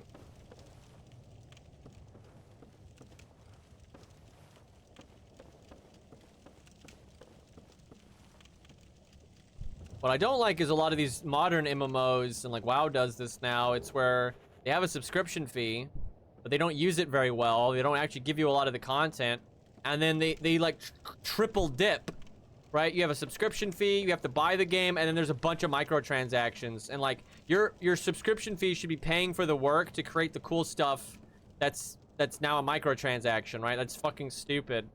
So like that's just messed up. Speaking of messed up, I like how I don't move. You say you like hover in place so because they want you to fucking die. Can I just drop down here? That dog better not follow me. All of that for a humanity. Now don't get me wrong, humanity is really good and stuff, but like, really? That was... Okay, guys. I should have put the wolf ring on so I wouldn't get staggered out of my swings. Look at these long as fuck startup animations.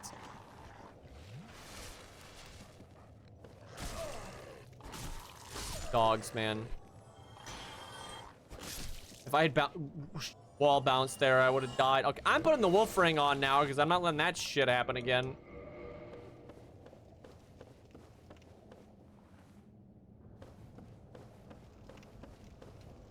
God, if I had died there trying to get my souls back, would have been horrific.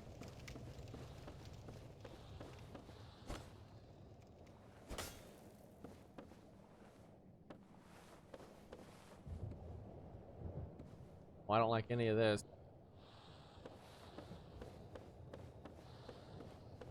Where to go? Absolutely no idea.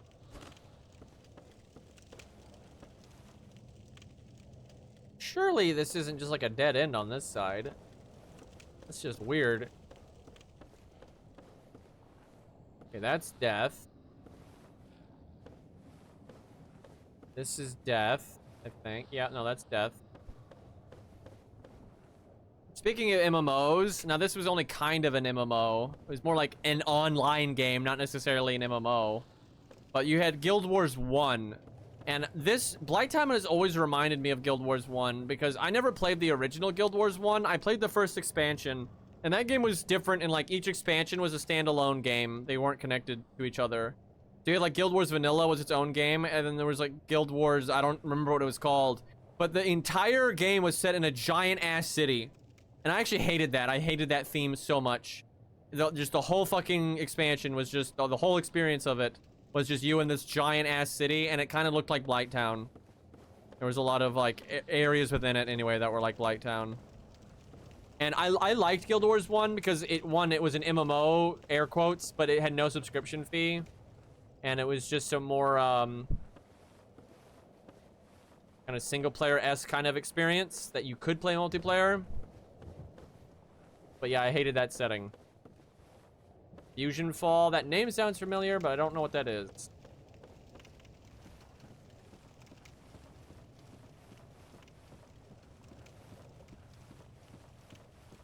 I remember this MMO in the early days of MMOs. I may be conflating the name with something else. But it was kind of a sci-fi game, and I want to say it was called like Tabula Rasa or something like that, but that might be completely wrong. Never played it, but I like saw it. And now it wasn't Eve. Eve is still around. And this game shut down. And this is like old. This is old as fuck. This is like during Lineage 2 and like before WoW.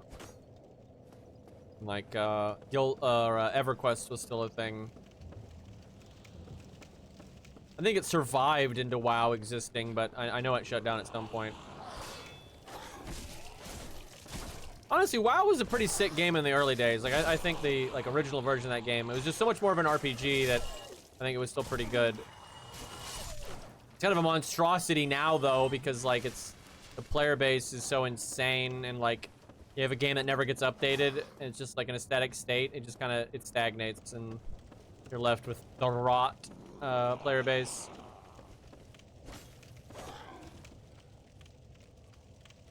Man, Lineage is a hell of an IP. I tell you what, though, the orcs in the Lineage IP are fucking awesome. You little bastard. Look at his, like, dumbass legs. He looks like a fucking NPC out of Majora's Mask. Also, I can't believe he won that ladder war. How much health do you have? Did my sword break? Like, what?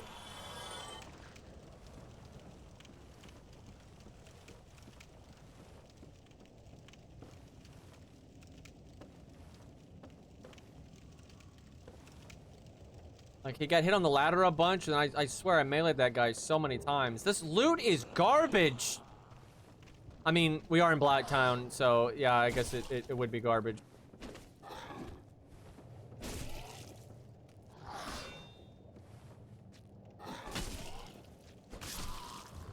A lot of people don't like Blighttown, and they see it as like a poor man's World 5 from Demon Souls, but I don't really feel that way. Like, it is a truly unique... Obviously, it's inspired by World 5, but like, it's such a different twist on it. Different color palette, and then like, this whole gravity thing is just crazy, so... It puts you on edge in a very different way, and I think that was a nice way of doing it. So they both zones stand on their own quite well. I do not like Wrath of the Lich King, I'm gonna be honest. Now, you know, Arthas is awesome. Although, here's the thing. First off, oh! Fuck! Arthas killed me. Fuck him. Fuck him. That's why Wrath sucks. Shit!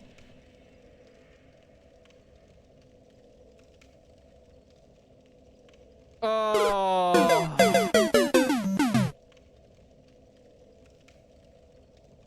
Wow. Oh my god. Oh my god. Ugh. Okay. Number one. Dude. Oh, that hurt my soul, dude. Anyway, number one. Warcraft 3 is just so much better than WoW. It's not even funny. And like all the like richness of like the different factions and characters and all these like separate storylines, and then sometimes they converge and then go back on their separate ways. That is just not captured in the MMO at all, right?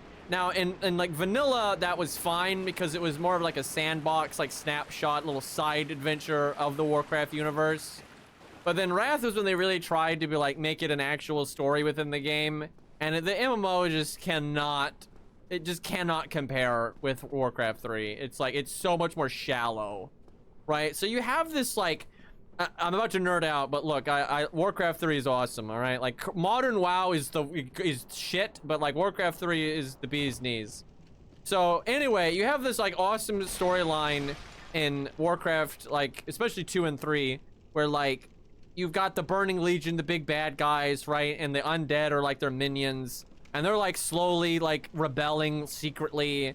And you got, you know, Arthas, you know, as a good guy, but then kind of slowly becoming a bad guy and becoming like the champion of this other bad guy that's trying to backstab the main bad guy, right? That's awesome. All this like stuff is awesome. And they really build up to this like, you know, the Scourge not just being an enemy to the normal races, but they're trying to take on the Burning Legion, you know, and they were the Burning Legion's minions at one point, right? And then, like, none of that is ever lived up to in the MMO at all, right? Like, all of that work, all that hype, all that cool shit, and then Arthas is just a monster of the week bad guy that is just a self-contained antagonist in an expansion that starts and ends and it's over, and, like, none of it mattered to anything. Right? It's like, what the fuck? That's such a lame, like, conclusion to the awesome build-up that was Warcraft 3. And you know, Nar'zhul stuff, too, from even before that. Like, just lame. And then also, that aside, the Wrath of the Lich King is when the game started being more like the modern version of WoW, which sucks. And it started really getting away from, you know, what it was. Now, that being said, it's still cool. Wrath is still cool in that, like, the snow is cool. Who knew, right? And like, the Lich King looks amazing, and like the opening cutscene is one of the best things I've ever seen, and the music is great, right? Like, there's still a lot good about it, but I really am just not that into it. You know, it had some cool boss fights and stuff too, though, but. Mahoyo's working on an MMO, but it's Mahoyo. Yeah, it's gonna have like 2 buttons. They just refuse to make interesting combat because they're afraid people will be too stupid to be able to play it. The MMO that I'm interested in is the Riot one, because they've made a lot of games that are not my cup of tea at all, like just not my cup of tea. But all of their games are really well made. Like Teamfight Tactics is a really well made game. Valorant is a very well made game. They have loads of money, and unlike a lot of the other industry titans, they're willing to pay top dollar for good talent, right? Like the other companies just won't do that. So they're capable of like hiring a bunch of people that actually know what the fuck they're doing.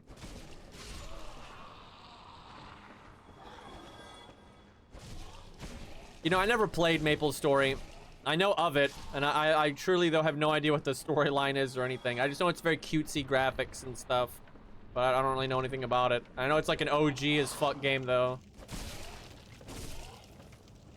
Boy, we're probably gonna lose our souls, and we're gonna lose our humanity, and like we had like 5 humanity on our corpse.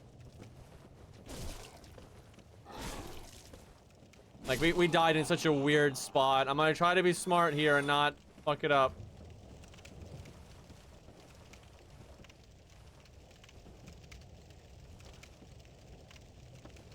I mean, Vanguard doesn't really own your PC. Like, and to be frank, a lot of that stuff is not unique. Like those kind of antivirus programs and the stuff that gets like root, you know, security access and all that kind of stuff. That's so fucking common. But like, you can just turn the game off. And like you can, it's not that big of a deal. Like, yes, they are absolutely, you know, okay with like taking your data and selling it like every other company, but that's nothing new. And like, I don't like it, don't get me wrong, but it's just, it's not half as big of a deal as people make it out to be.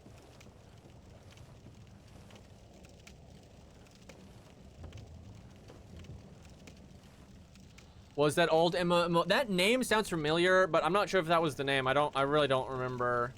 That name makes me think more of like, there was this one game that you played as 3 characters, and it was in more of like Revolutionary War time period. I don't remember if that was that game or not, though. That was a pretty cool game. Dude, that was so much damage. These dogs are so annoying. Why does my Discord sounds not turn off? Well, there's my souls.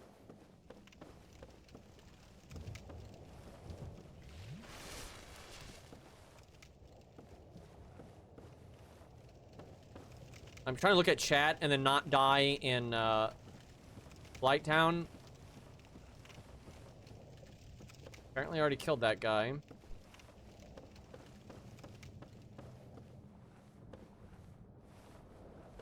Got here a lot faster than the other time. So I died to gravity, man. That's just... What a catastrophe. It was me. I called you stinky. Oh, there's the shadow set. Like the only really noteworthy bit of loot in here. I guess there's the eagle shield, but who the hell uses that? The great shield that doesn't block 100% of damage. Although it is on the lighter side for a great shield, so that's like the shtick. I wasn't going to use the bonfire, but I can just exit out the back door. I want to just jump there, but I feel like I'm going to die.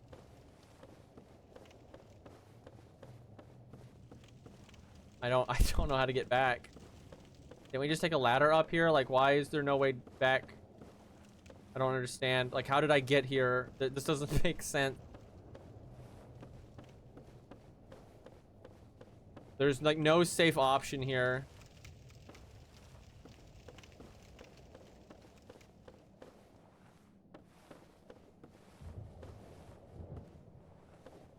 All right, well. Okay. The bonfire behind me. Where the fuck am I? Yeah, pretty much. Do the top of Blighttown.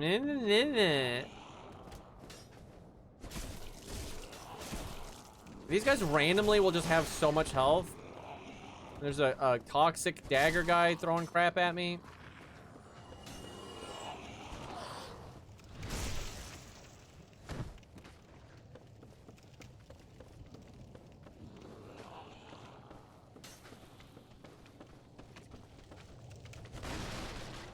I don't know where I am. There's that ugly ass thing. Yeah, I know of Wizard 101. Never played it though.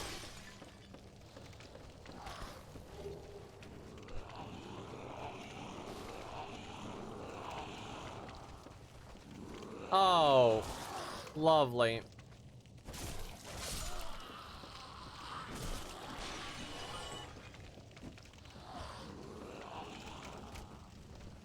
Yeah, that wasn't telegraphed at all.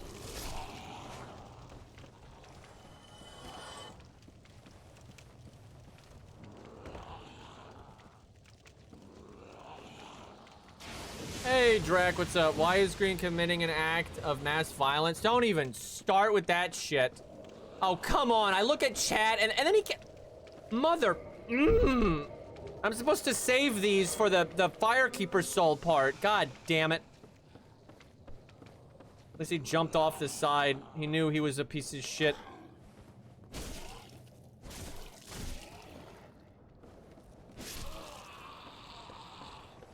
This is the Eagle Shield, I think. Yep.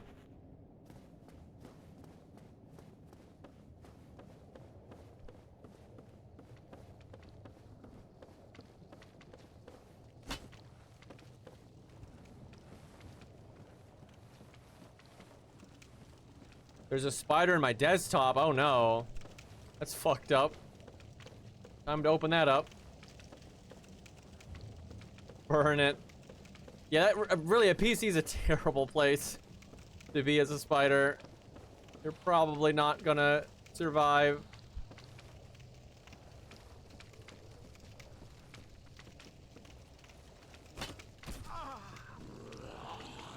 So wait a minute, you're using your PC to talk to us right now? Does that mean the spider is like is influencing this communication? Is that how this works?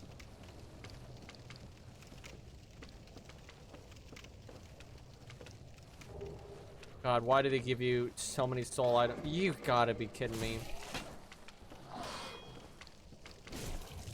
Trying to switch to my black fire bombs.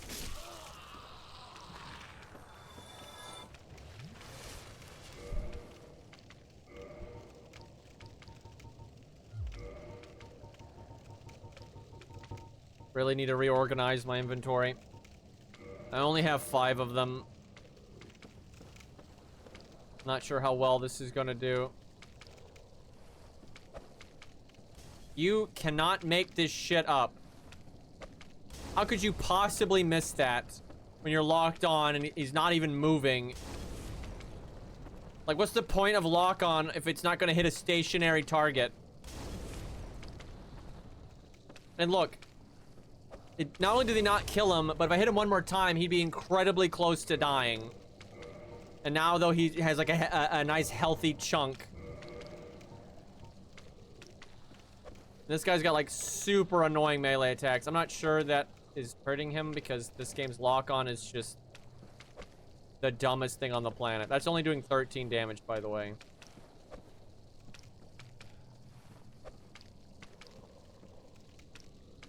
This game. Should have bought some fire bombs. They don't even cost that much.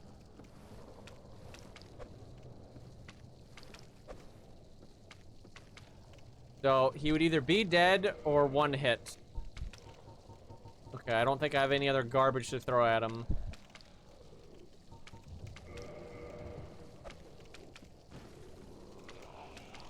He doesn't care about that.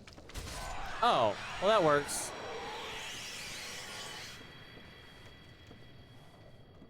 I don't have to listen to that annoying noise anymore that he makes. He does not respawn.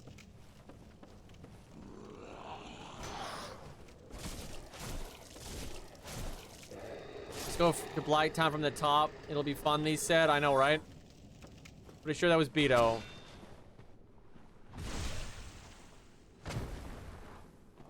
Knives are good against the mosquitoes down below. True. But I don't like fighting that monstrosity at melee because the camera freaks out and there's like weird hit detection on like his body and you can get knocked off super easily. And he's got really weird attack timing, so I just don't even want to deal with it.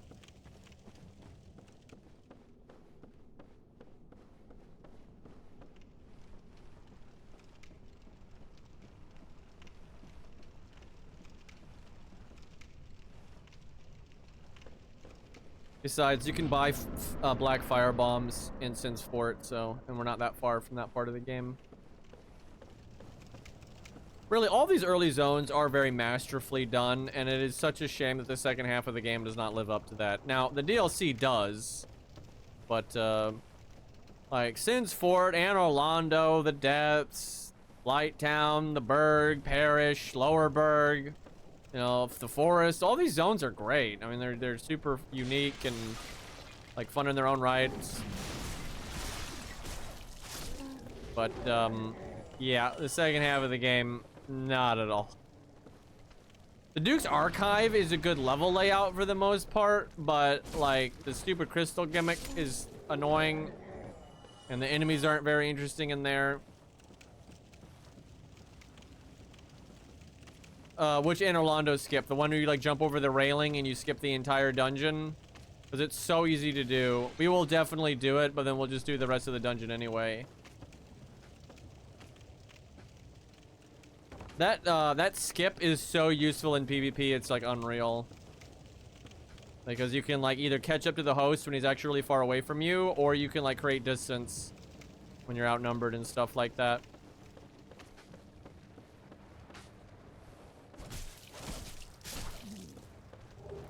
Cool armor set right here. It's got some green on it.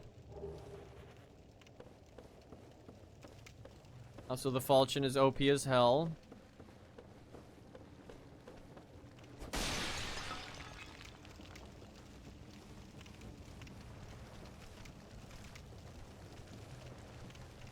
Lost Eyes of Lilith is just awful.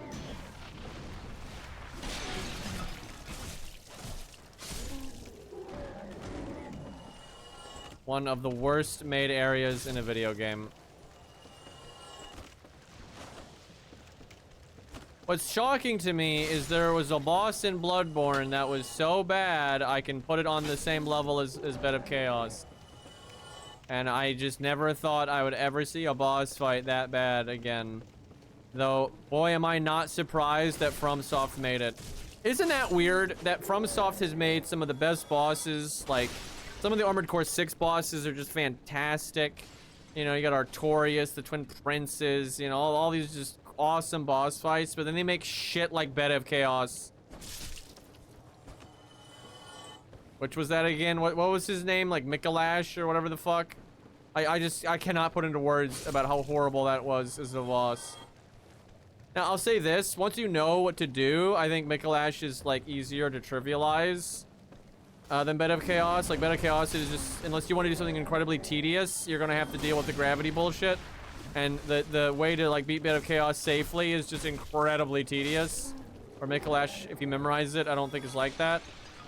Which, mind you, I don't have it memorized because I only ever fought it once. And if I go back, it's been so long, I will have forgotten everything. It's probably getting close to a year since I played Bloodborne. And, like, they're not showing signs of 60 frames per second anytime soon, so...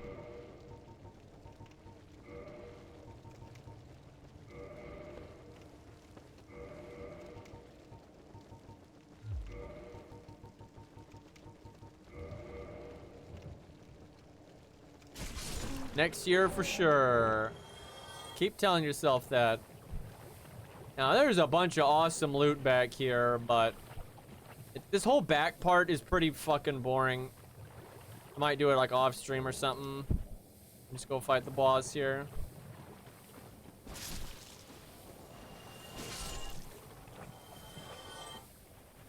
I really didn't need to eat that actually because the bonfire is so close. Mikalash is so bad, it kind of rolled back around to being good for me. I mean, I get that, but that was lost on me because I just wanted to progress with the game, and it was just so annoying. And, like, the run back was so long, and then the area, like, the run back itself was so horrible. Like, that zone is just trash. Now, like, in the, like, abstract, or if you're watching someone else doing it, it is just funny. Like, because, like, watching it, especially when you watch someone that's, like, in, like, my case, where there's no way I could know, like, all the nuances and, like, the path and stuff. There's just no way to know. It just shows how bad it is, right? And it is funny. Like, it's, like, funny that they designed that, and they thought that was okay. Right? Like, it's just insanity. The fucking elevator rides and all the frenzy bullshit. Just awful, dude.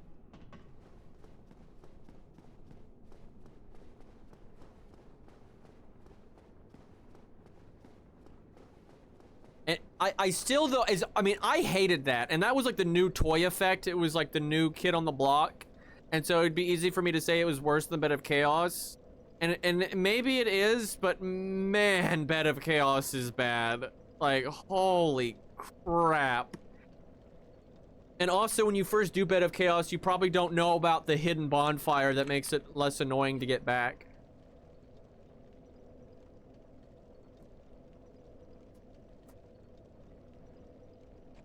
And, like, I swear, they knew Bed of Chaos was bad. That's why, like, your progress is saved. Like, it's the only boss in the entire franchise that if you fucking die and come back, whatever you accomplished remains done. Because I think they were just so aware that it was unbearably bad. And that they're like, okay, well, at least it'll be over eventually if you stick with it. Oh, I need to go human form to get invaded here. Hey, my poison resist is garbage.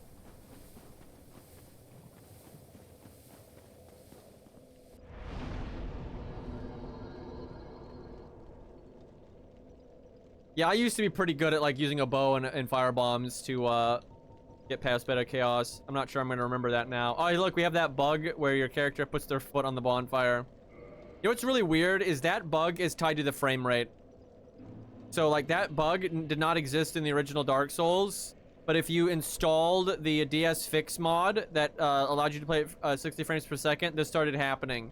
And then in the remaster, right, the remaster air quotes, then this bug from the DS Fix mod is here because it has something to do with the frame rate. Because anytime you'd play this game at 30 frames per second, this would never happen. Feet was cold, yep.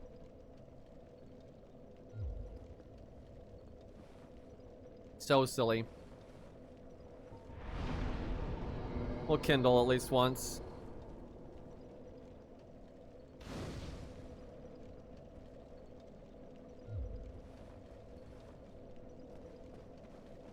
Very weird bug. Now, maybe it can happen at 30 frames per second, but I never saw it. I only ever saw that come about with the DS Fix and on. But maybe I just got lucky and it never happened. Oh, there she is. Should have been named Mordred. Very close. Go kill a king. Fuck up a kingdom, you know. She's kind of a reference. Only a light one, really, though, but to Meralda. But, like, I gotta say, Meralda's a hell of a lot cooler. Meralda was a pretty interesting NPC in that, like, it's just so easy to play through Demon Souls and never be able to interact with her. You have to be in either pure white or pure black. And I think you only hear her voice in pure white. I might be wrong about that. Really cool armor set, though. And they totally run the armor set in the remaster. Like, it looks really cool, if you want to make, like, an Executioner character or something in the original. But, and then the remake, it's like, oh, I'm a Diablo character now. Oh, ain't it gross? Basically, in the original, it was just, like, a leather Executioner armor set. And it was not even implied to, like, be made out of the skin of people.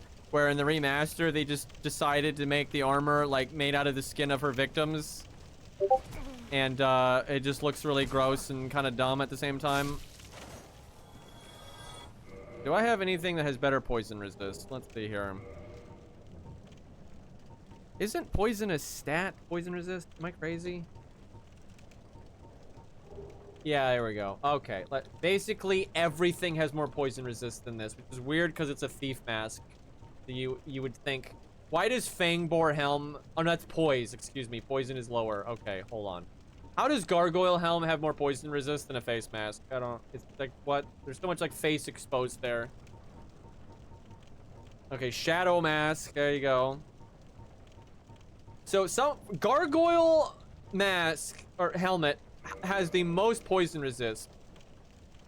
Why? Level res, dude. I'll never forget.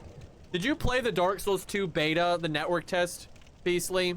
Because like resistance was just so bad in Dark Souls 1 that everyone assumed it was bad in Dark Souls 2, but I decided to level it just for memes, and it was so overpowered, it was unbelievable.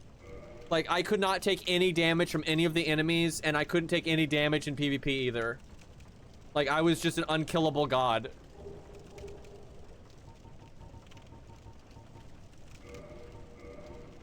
I remember I made a different character to not level up resistance just so it would be interesting, because I wanted to, you know, actually enjoy the PvP. This has good poison resist. I wish it had the most. Hell, I wish I'd just farmed the full set so I could look cool right now in my poison resist gear. So why does the black leather pants have more poison resist, but then everything else with black leather doesn't?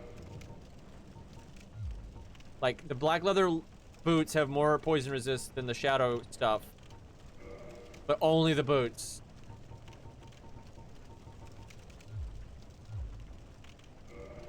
Yeah, it was flat damage resistant. Yeah, so stupid. Look, this is me being optimal. I just picked optimal gear with no regard to like what it looks like, and this is what we are now.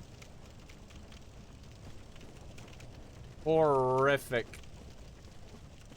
Now, we need to get the bonfire soul, but we can do that on the way out. Damn, I'm still getting poisoned, though. That's just silly.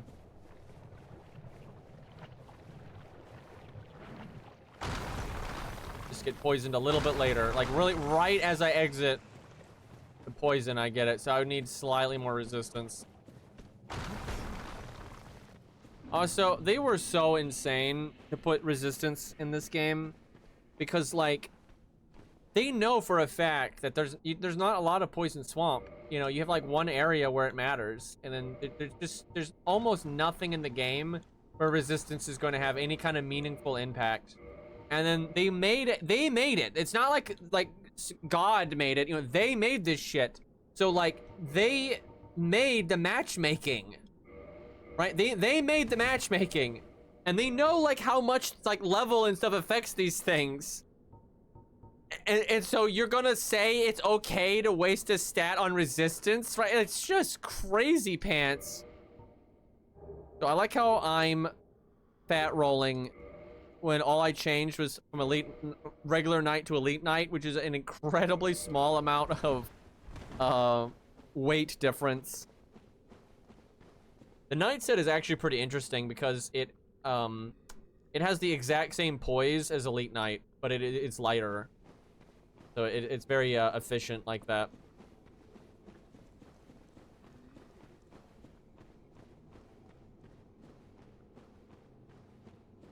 I do like how if you beat her, she puts her sign down, because she doesn't put it down unless you beat her.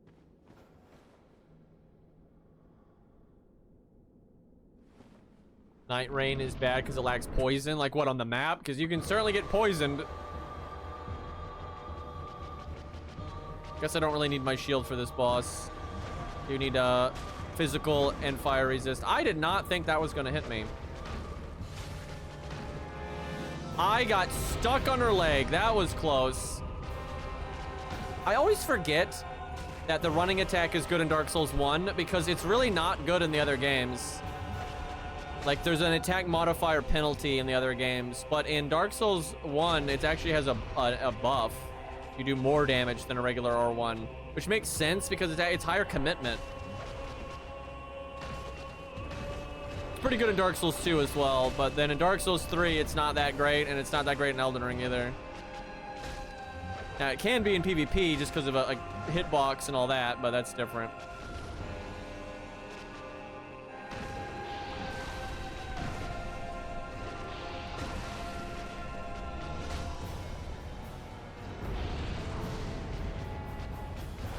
Little sippy. Stop puking all over the carpet, Jesus.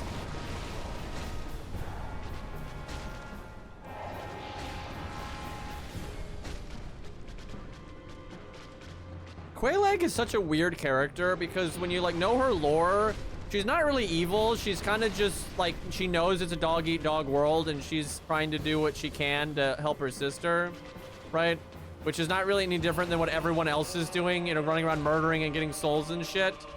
But then at the flip side, she still seems like an asshole. Because it's not like she's like, oh darn, I gotta kill some people. She's like smiling when you come into the arena and shit. So she is still a fucking bitch. She just, for some reason, is a bitch that cares about her sister.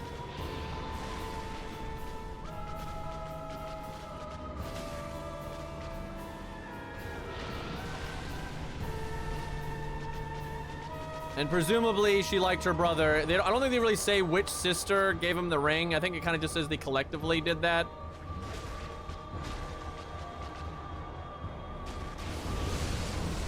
Hey, Keo, what's up, dude? Been some time, yeah. I have burger and fries, hell yeah. I do love a good burger. I've been spending a lot of time like getting better at cooking from scratch Korean food because you know I had a lot of Korean family. They all died young, unfortunately, but it's been very enjoyable. And some Korean food is a bit tricky to make, honestly. But yeah, I've been really enjoying that. But in my time doing that, there's a lot of people that I know, like friends and co-workers and shit like that, that they can't really handle like spicy food, and Korean food is generally spicy. So I've been like, I need to learn how to make a good burger on my own, like from scratch. I mean, I know how, I haven't like practiced, so I'm not like confident that I like get the ratio on like seasoning right. But anyway, I need to do that, so when I know people are going to be, you know, eating my food, if I know there's people that aren't going to like Korean stuff, I can just make them a fucking burger. Yeah, kimchi, bulgogi, that kind of stuff. Bulgogi is kind of like the dish that you generally have with kimchi. It's like very common. Very good. Honestly, burgers are not that hard to make. It's more of the act of trial and error of like learning like the ratio on seasoning and what you like and want to do. Because like getting a chunk of raw meat and like making a patty out of it, that's not hard at all. And if you have any like misgivings about it, just watch a YouTube video. It is not hard, right? And then you just literally buy spices and seasoning and stuff, and you just put it in that shit, right? And then you can marinate it if you want to and things like that. And then you can, if you don't have a grill, you can sear it. Actually, searing it is better a lot of the time. So it's not hard, but it's easy to fuck up though, and like you just put the wrong amount of seasoning in it and you make a bad decision and shit like that. So it is kind of just a trial and error process. I forget. But you have no eggs. Oh, so this guy's way too trusting. Like right now, you basically just told him you're a chaos servant, but you're not. You're literally not a chaos servant. You don't even know what that is. And he just lets you in. Like, what a dummy. Now, the smart thing to do is murder her because you get a Firekeeper soul, and that is incredibly useful.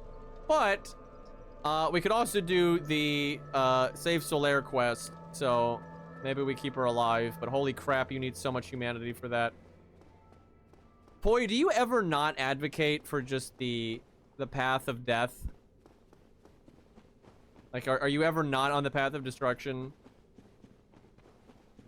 Have you ever played a game and you're like, hey, I like that person, let's keep them alive? It would end her suffering. It's true, but if you give her 30 humanity, she doesn't, like, hurt as much. She's still a bit fucked up, but she's, like, significantly less fucked up if you give her a bunch of humanity. Although, you know, the good old, there's only trade-offs, no solutions, because like you're screwing a lot of things over by taking humanity. You know, humanity is, you know, the human like self essentially in Dark Souls, like why you're not a hollow. And then, like, the humanity wants to come back together. You know, it doesn't really want to be used to heal some demon spider lady. So there's no winning. And, like, you know, Kirk is trying to heal her by getting her humanity, but you get that humanity by killing a bunch of people. You saw how I plays Baldur's Gate? True. Yep, 1 by 1 in the original release. Yeah, we might do it just because you do get some cool loot. If you want her dialogue, though, you gotta go get the witch ring, and I forget how you get that. I think you have to trade something at the Crow. But, I don't remember exactly. All that ring does is, though, allow you to understand her. Which, I'm not sure they explain that, really. I don't know if the witches just speak a different language or something. I don't really understand that. Sunlight maggot. Oh, that's annoying because like the sunlight maggot is one you get it after doing the quest, and it makes Tomb of the Giants just so much less annoying.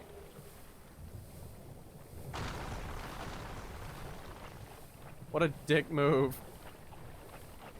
I know you can pick it as your starting gift, but you really should only do that if you're like gonna your whole purpose of your character is to be a Chaos Servant.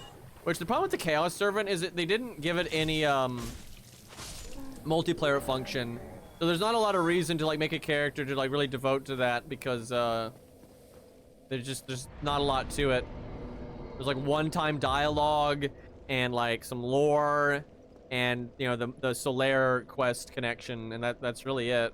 Like, you get Chaos Storm or something like that. I only take the pendant, my god. How do you save Solaire again? Yeah, before progressing too much. Hi, Cairo. You've been old? Okay. I mean, you're not entirely wrong, but yeah, you're coming into the realm. You're gonna it's gonna be weird when you're like the age I was when I started like YouTube and streaming. You're not there yet by any means, but that'll be a weird day. But anyway, so yeah, you need to, like, I think it's, you progress Solaire up to the Demon Ruins part, and then you don't continue, and then you go open the door that you get from maxing the Chaos Covenant, like in the Demon Ruins. There's like the door you can open, and then you kill the Sunlight Maggot, and then you can progress, and then he'll live, and then he'll have his summon signed by Gwen and all that, which is pretty cool little shtick there.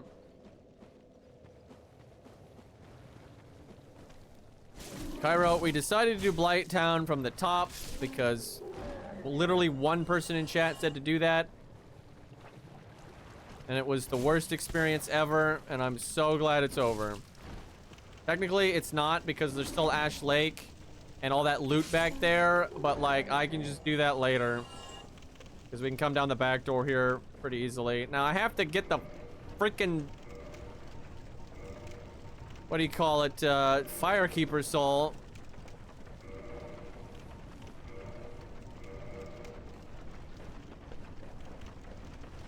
I haven't played this game in so long. All right, you get on this thing. I got it. I know what I'm doing.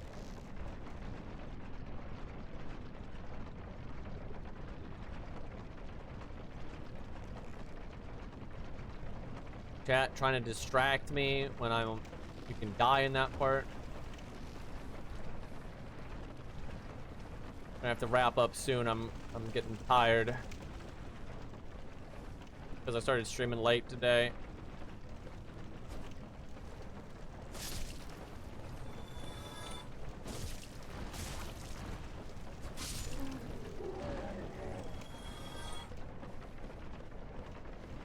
I'm going the right way. Can I handle... Wait, is this it? Oh! Well, this isn't good. I'm pretty sure you never get a platform here. So I need to get a homeward bone, and keep walking forward. Are you Oh boy, hallucinating? it almost canceled that animation. Holy hell, that was fucked up. God damn, dude. Chat trying their best there. Some Looney Tunes shit, yep. Dark Souls 1, man. Quit out would also save you there. Where would it spawn me? I'm guessing that's happened to you before. That was messed up. That really was some Looney Tunes stuff.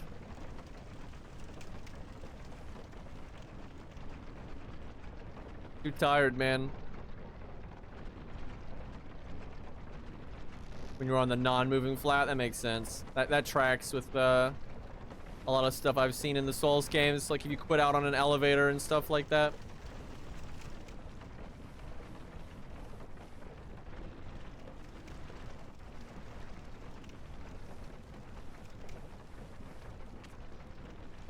I don't.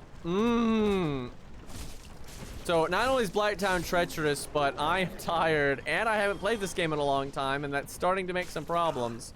Look at this little asshole. Little opportunist. I love this shield though. It has super high toxin resist, so you can block the darts without having any build up. I love how you're not allowed to get this off your screen when you have the shield up. You have to like stop blocking and then you can click the A button. Makes no sense. That was close. Also, he didn't die. Oh, that was almost a toxin.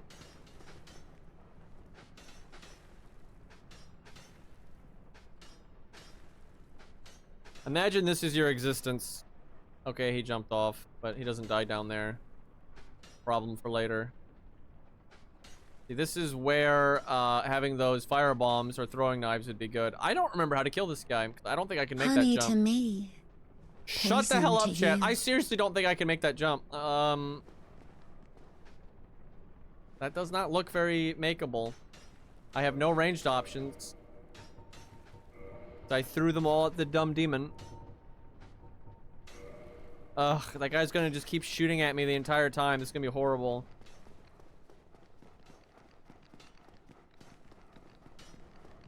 God, and there's a bunch of dogs down there.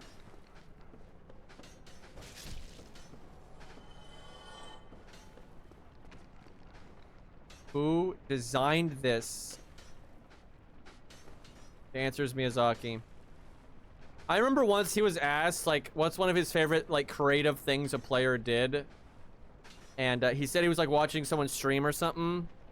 And in this part of the level, they used dung pies to,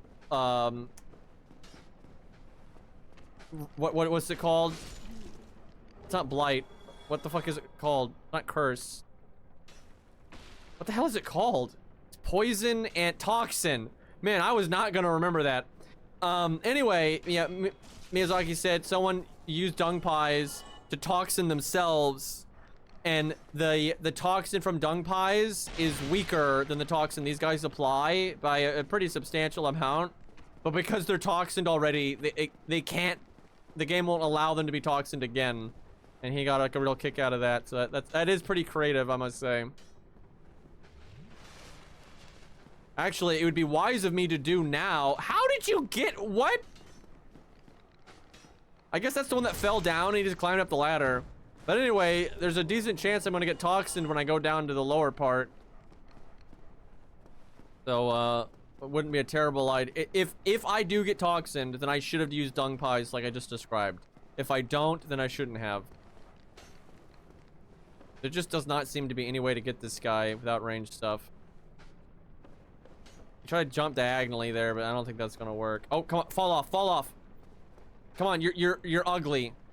You're you have bad grades. You're a blight on your parents. Your mask is dumb. You have terrible aim. You're never gonna amount to anything. Jump, jump, jump. I don't think he's gonna jump, chat. Wait, need him to walk a little bit. Come on, come on. The other guy did it. Why can't you be like him? I mean, he occasionally moved. I need him to think that I'm advancing. That's what gets them to run away. Yes, yes, no more. What are you aiming at? I like how he needed like a third shot to get it centered right.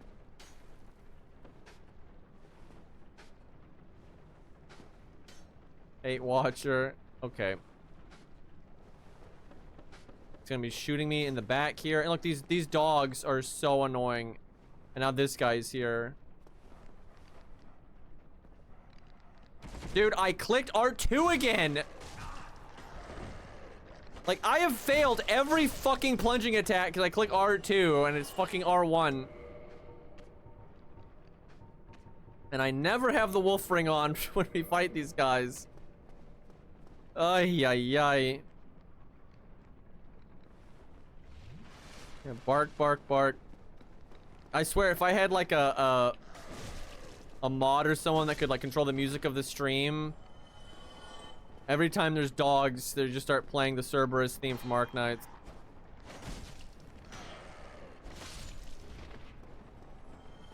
I'm sure there's a way to do that. I have to look into that at some point. That'd be kind of cool.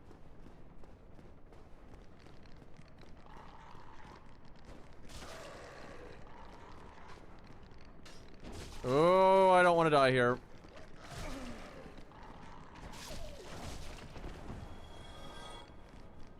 That was so close.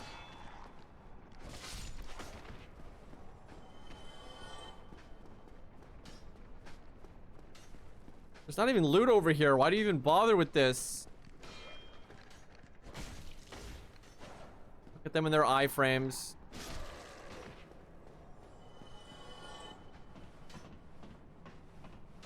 Phone master now. Good old Metal Gear Rising, the best Metal Gear game.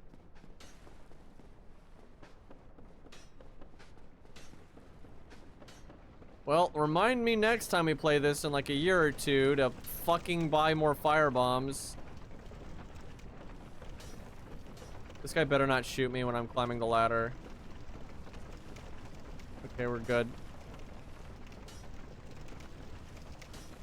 We're almost out of here.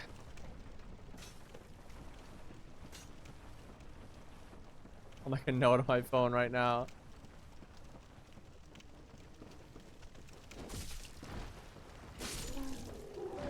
Chat, do we play Dark Souls 2 after this? Because someone mentioned on Discord that I should play Scholar, because last time we played Dark Souls 2, we played the vanilla version, because the vanilla version is better, by the way. But like, I'm not sure I've ever even streamed the Scholar version, and I haven't played it in forever. I do want to play Demon Souls, but I don't know if the emulation works very well right now. Beastly, do you know? Have they like improved any of that? Because last time I tried to emulate it, it was so obnoxious. And like, it wasn't like perfect. It works very well. Maybe we do that. That is tempting, because dude, I have not played that in so long. It's definitely been that's the game that's been the longest time.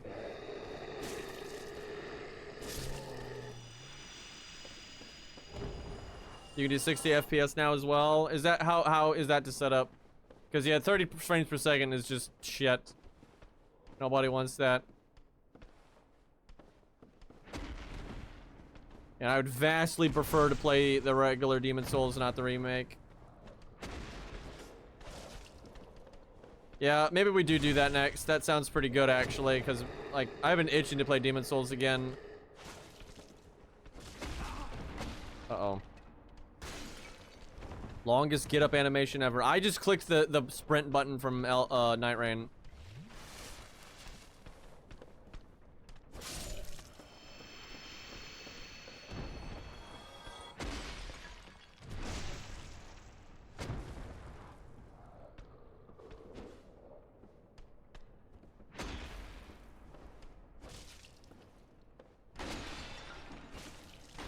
The question is, do we make a male or female character? Because that actually affects a lot in Demon Souls.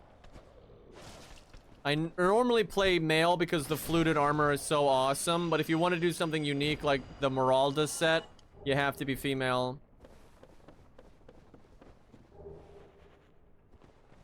And like the Meralda set is really awesome, makes you look evil as fuck. But man, the knight armor on guy characters looks so good. Get that classic knight look. Hard to beat that.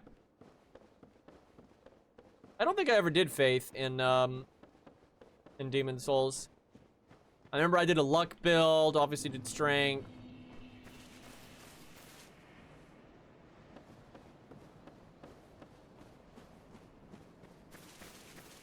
Yeah, we could maybe do something Faith, we'll see.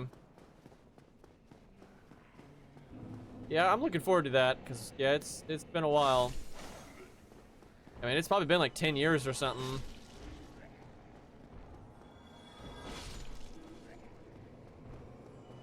Like, I played it, pretty quickly after Dark Souls 1 came out.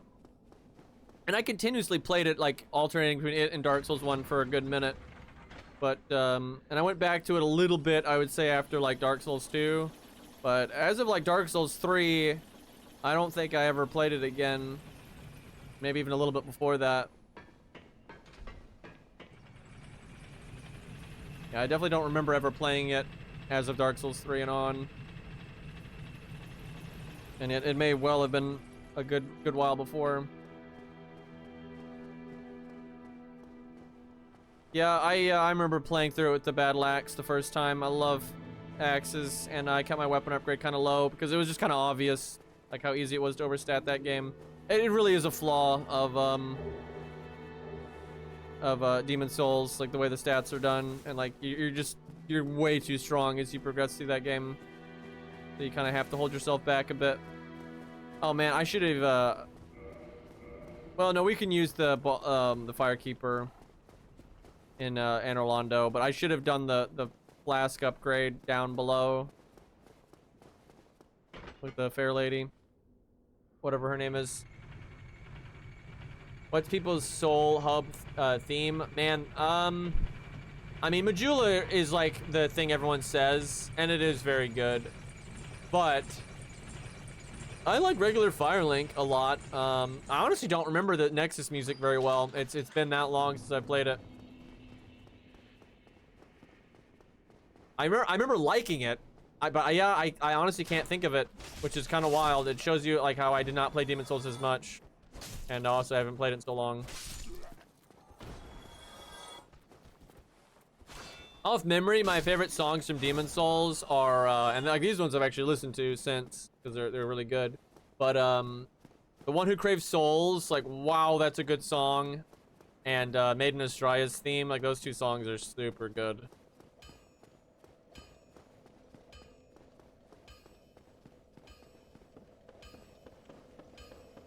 A lot of their hub themes are really good, though. The Round Table Hold doesn't really have a theme, does it? I don't remember. If it does, it's fucking forgettable.